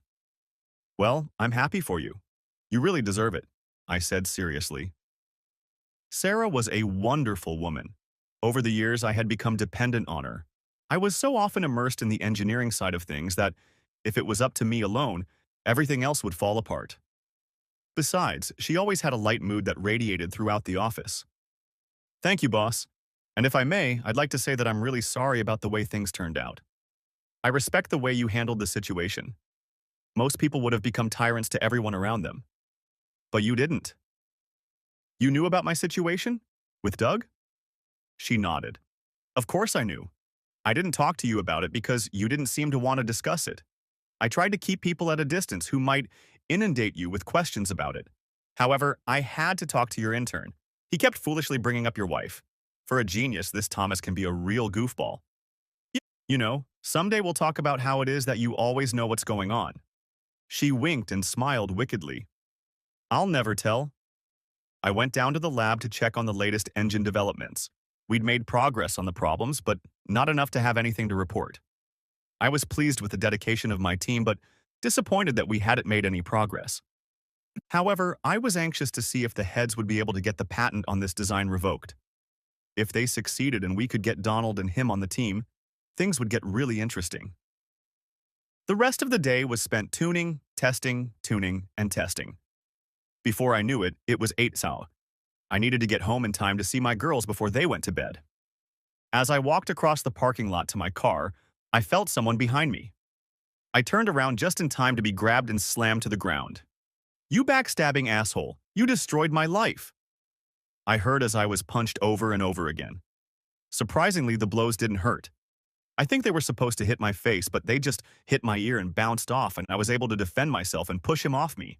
I jumped to my feet and saw Doug breathing heavily, his fists still clenched. Rage and fire filled his eyes and his nostrils flared like a bull's. "You bastard. Donald is suing me for stealing his work, and your damn company is using him to revoke his patent. They're giving him a job at your company. In exchange, he's going to give them the design. My design. It's all your fault." With those words, he pounced on me again. I know it's at this point that I should tell you that I effortlessly used my secret kung fu skills to render him unconscious. Jason Statham's swift movement, executed with smooth precision and bone-crunching precision. Then I stand over him with my foot on his chest and say some sarcastic phrase in a British accent. But no, I'm not a fighter. Neither is Doug. We're a couple of middle-aged engineers who've never been in a real fight. Still, there's a lot to be said for a man with built-up rage. A man who has been suppressing the baser instincts of revving for months, swallowing the urge to let the beast loose. A man who had been forced to ignore the need to vent all the anger, resentment, pain, and humiliation that had come upon him because of someone who was close enough to his heart to nearly kill him with grief. And then the object of his anger shows up, with nothing between them but an open parking lot and a heap of hostility. It's like a wrapped treasure from Santa, nicely and beautifully laid out under the Christmas tree. Almost sounds like there is a God after all. So while the man may not be a fighter, the concept is simple enough for him. The fist comes this way. All he needs is the right motivation to do it. And I had it. Plenty of it. So I beat him, over and over again. And it was wonderful. But every action is followed by an opposite reaction. Yin and yang. There's a reason smart people don't fight. There's a downside to it. Hitting a person is cool. Anyone who tells you it isn't wasn't angry enough to need that kind of release. Getting punched, on the other hand, is not so cool. In movies like Carrier, the bad guy gets hit once, falls off the screen, and is never seen again until the camera shows him and his buddies unconscious. In real life, when you hit a guy, he hits you back. And it hurts. When I was lying on the ground, my face was somewhat protected from the blows. I think it gave me false confidence. When I was standing, the blows didn't bounce back so painlessly. And we fought. Mano a mano. A couple of middle-aged nerds who got together in a parking lot over a woman and a long-standing friendship thrown down the toilet. Each of us threw punches filled with resentment and regret, trying to make the other feel what we felt, translating those emotions into physical pain. The fight lasted probably about 5 minutes, no more. We were both so out of breath you'd think we were Hector and Achilles, a reference to Troy. The next thing I knew, security was pulling us apart. Doug was furious. The guard who was restraining him had to practically pin him to the ground to get him to stop. The guard who was restraining me saw that I was the calmest and warned me to stay put. He then went to help his partner with the hostile man. Did that make me feel better? Yeah, a little. Sometimes civility doesn't work. Look in the history books or just look up any war. Kenny Rogers was right. Sometimes you have to fight if you're a man. Every once in a while, a man just needs to clench his hands into a fist. My face hurt and my right arm might be a little swollen, but I felt like I needed to put myself out there. I know this sounds like machista nonsense. It probably is. But in that moment, I felt like a winner. Adding to my elation was watching the guards taunt Doug while he shouted obscenities at me. It was oddly funny. It was funny enough to keep me from doing something stupid, like running over there and trying to continue this fight. For me, the fight with Doug was over. Seeing my amused face only made him more angry, which made him act even more irrational. This in turn caused them to use more force on him, which only added to the humor and my amusement. A vicious cycle. In the end, he only calmed down when they told him he would be arrested if he didn't leave immediately. So he was forced to leave with his tail between his legs. They further warned him that if they saw him on the grounds again, they would arrest him for trespassing. Damn it. How's that for karma? There was a moment when the shoe was on the other foot. I was about to be arrested for going to his home and office to confront him for stabbing me in the back. He had home court advantage then. Now, funny how life works. Next chapter. A month later, I won a fight of an entirely different kind. I won the bidding. I ended up paying almost $10,000 over the asking price, but it was worth it. I was the proud new owner of a 3-bedroom, 1.5-bathroom townhouse. It wasn't as big as the house I once shared with Claire and my girls, but it was the most beautiful thing I'd seen in a while. The front yard wasn't very big, but the backyard I shared with a neighbor was pretty decent. Plus, there was a great park right down the street. There was even a new bike path that had just been built. It went all the way to the beach. After I bought the house, I was handed the keys. The house belonged to me. Moving day was actually bittersweet. I was excited to finally end this chapter of my life and start a new one, but at the same time nervous about what lay ahead. Luckily, I had a friend to help me get through it. Terry helped me load the things that Claire and I had packed. I wouldn't say we'd be buddies for life, but he's the only person who understood what I was getting at. Sure, he played a more active role in the destruction of the marriage, but that doesn't lessen the feeling of rejection in any way. On the contrary, it intensifies it because you know it's your fault. Plus, he reminded me daily that I'm not as bad a husband as he is. Hey, I'm still a human being. We can have our own selfish motives. So that's it then, said Claire as I carried the last box into the truck. Her eyes were misting slightly, but there were no tears yet. Yep, I'm finally rid of you. A tear finally rolled down her cheek. Yay, she joked weakly, quickly wiping it away. At that moment, I caught a glimpse of Claire, who I had married all those years ago. I missed her. But life changes people. That Claire was gone. Neither was the man who married her.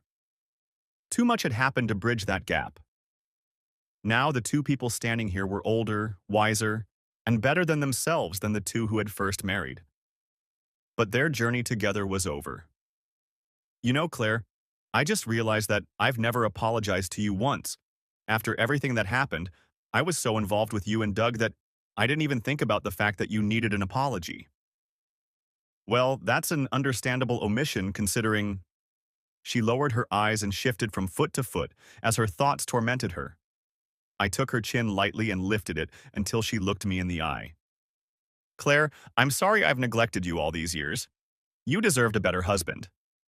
And that's when the tears really started streaming down her face. I put my arms around her. She hugged me back, crying on my shoulder. Well, at least you won't have to worry about the toilet seat being left up. I joked to lighten the mood.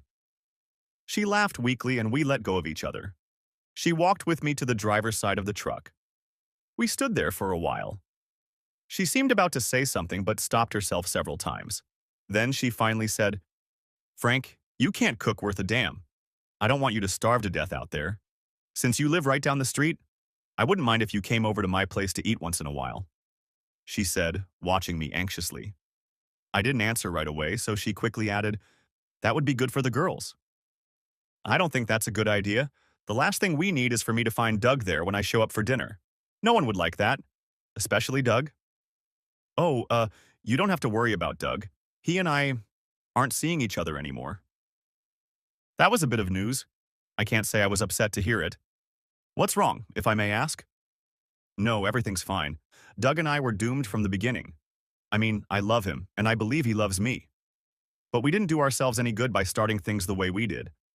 Then when he started having problems with the patent, he started having so much anger and hatred towards you. Not to mention the fact that both of you assholes acted like Mayweather and Pacquiao, like a couple of juvenile delinquents. I was Mayweather, I joked. Her face contorted into a playful grin. What, obnoxious and full of yourself? Ha ha ha ha, that's hilarious. Have you gotten funnier since we got divorced? Whatever. Anyway, it's really stressful. I just can't stand that kind of negativity around girls. You know? You're their father and they love you. I don't think he can take that and be favorable to our lives. She started to cry, and I put my arms around her again. Her arms wrapped around my back and she squeezed me. When we finally let go of each other, she wiped away her tears again. I know this is going to sound selfish, but you did the right thing. Doug isn't the right guy for you. I know you feel like he was there for you, but trust me. You're right when you say your relationship was doomed from the start. Everything was built on him helping you get over me. All he had to do was become the exact opposite of me. Honestly, I don't think you two really knew each other. I thought back to the choice I had given Doug and what he had ended up choosing. I could have told her about it, but she didn't need to right now. I hate to admit it, but Doug and I are more alike than you realize. There's a reason we were best friends. She smiled sadly and nodded her head. Thank you, Frank. I know you want what's best for you, but this isn't helping. I nodded silently and didn't say anything else. I only ran my hand over her cheek before opening the door and getting into the car. I turned on the ignition and the engine rumbled to life. Don't forget about dinner. It's an open invitation, she said. Before I closed the door, I smiled and nodded. She took a step back as I slammed the heavy metal door shut and then put the truck into drive. I watched as Claire waved goodbye and I drove to my new home. After we move you, you owe me a beer, said Terry from the passenger side. Sure thing, Terry. Why don't we have a beer at a place that's full of TNA? Want to go to Sal's? The thought of Sal's made me think of Sandra. It had been months since I'd last seen her. That night at IHOP was still in my mind. I thought about her from time to time. No, I'm not in the mood for that. I know a good sports bar, though. Drive. The truth was that I couldn't go to Sal's and see Sandra in a starlet costume. I really couldn't watch Terry or anyone else drool over her. I knew that person was a fake. I felt a connection with her the first night I met her, but it was built on starlet's facade. The real connection came when I sat with her in a restaurant and watched her devour her plate. Or when I went back to my room and cried myself to tears. That's who intrigued me. The real Sandra was a complex being hiding behind a mask of stone coldness. But she wasn't stone cold. A stone cold person wouldn't hug a complete stranger while they sobbed over their ex-wife. Or listen to that stranger tell her about everything he'd been through. No, a man who does that has a kind, caring heart. A heart that has probably been broken too many times and had to hide in a shell to protect itself. But it still cares. It can't help it, despite itself. Next chapter. James, if you're the one by my car, you better just get out of here. If I have to call Bruno down here, it's going to end very badly. Trust me, it never ends well. Starlet's voice shouted into the darkness of the parking lot. I put my hands up in a sign of surrender. Sandra, I'm sorry I scared you. It's me. I said quickly, hoping she would recognize my voice. Frank? Yes. I saw her visibly relax as she walked over to me. What the hell are you doing lugging around my car? It was dark outside, as it was about 2 in the morning, but the street lights and the large, ostentatious, glowing neon SAL sign provided enough visibility that I could make out her face. I didn't know any other way to see you.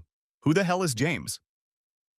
I swear I saw the hint of a smile, but then I frowned again. No one important. Why didn't you just walk into the club? I nervously shoved my hands in my pockets. I don't know. I guess I didn't want to see Starlet. I wanted to see... you. Frank? No, Sandra. Just hear me out, okay? She stopped whatever she was going to say and nodded. Listen, I feel something for you. I don't know what exactly, but there's something. You were there for me when I needed you. Frank, don't interrupt, because I know what you're going to say. You can't be a girl. You're not cut out for it. Or whatever other excuse you tell yourself to keep other people out. But it's a lie, Sandra. And you know it. She didn't say anything. I waited for her to respond, but I waited for nothing. Then she just walked past me and started to get into her car. So, you're just gonna leave? She turned and looked at me, her face filled with venom. Yes, I'm going to leave because I know how this story ends. Tell me, what do you see for us? Sweet courtship, roses and intimate dinners? We become boyfriend and girlfriend. And then what happens? You wake up in the morning and go to work. When you get home from work, I go to my job. Here. To give lap dances. To have men throw dollar bills at me. And then I'll come home and climb into bed with you and laugh and talk about our hard days at work. Is that what you see for us? I was silent for a moment, letting her comprehend it all. She continued. Are you going to introduce me to your parents, to your children? What are you going to tell them about me? How we first met? I've been down this road before, Frank. It didn't end well. Not for me. So, yes, I'll leave. And I suggest you do the same. She got into the car and started it. No sooner had she pulled out of the parking lot than I got in her way. Get the hell out of my way, damn it! She yelled out the window. I stood my ground until she angrily got out of the car and approached me. Sandra, listen to me. I don't know the answers to these questions, okay? But I feel something for you. You feel it too. If you didn't, you wouldn't be angry right now. All I want is to get to know you better. That's all. We don't have to date. We can just be friends. But I want to see you somehow. She stopped for a moment and stared at me. Then she crossed her arms and looked away. I didn't say anything else. I just let her think. She was still standing there instead of calling Bruno over and kicking my ass, so I knew I didn't need to say anything more. God, you're annoying, she finally spat out. So that's a yes then? I asked uncertainly. She didn't answer. She just uncrossed her arms, reached into her pocket, and pulled out her cell phone. She then entered her code and held it out to me. Enter your cell phone number before I change my mind. Really? Yes, hurry up. It's already changing. I smiled, took the phone from her, and did as she asked. Her demeanor softened a little. It was noticeable. She still wasn't smiling, but the anger she felt a moment ago was gone. She stood with her hand on her hip, but there was no irritation in her face. Do you promise to call me? I asked, as she snatched the phone out of my hands. She just turned around and walked back to her car. Stop being a little girl. I'm going to call you. Now get out of my way before I run you over. She said over her shoulder before getting into her car. I got out of the way and let her drive backwards. She drove past me, backing up. She then stopped reversing and put the car into drive. However, she did not immediately accelerate. I saw her look at me. It wasn't a smile, but the look lingered a moment longer than usual. It wasn't Starlet looking at me, not the cold bitch or the sarcastic woman. It was Sandra. One of those rare glimpses of the girl inside. But she caught it, looked out the windshield, and drove off into the night. The end. Thanks for watching. I hope you enjoyed it, so subscribe to my channel and watch the next video.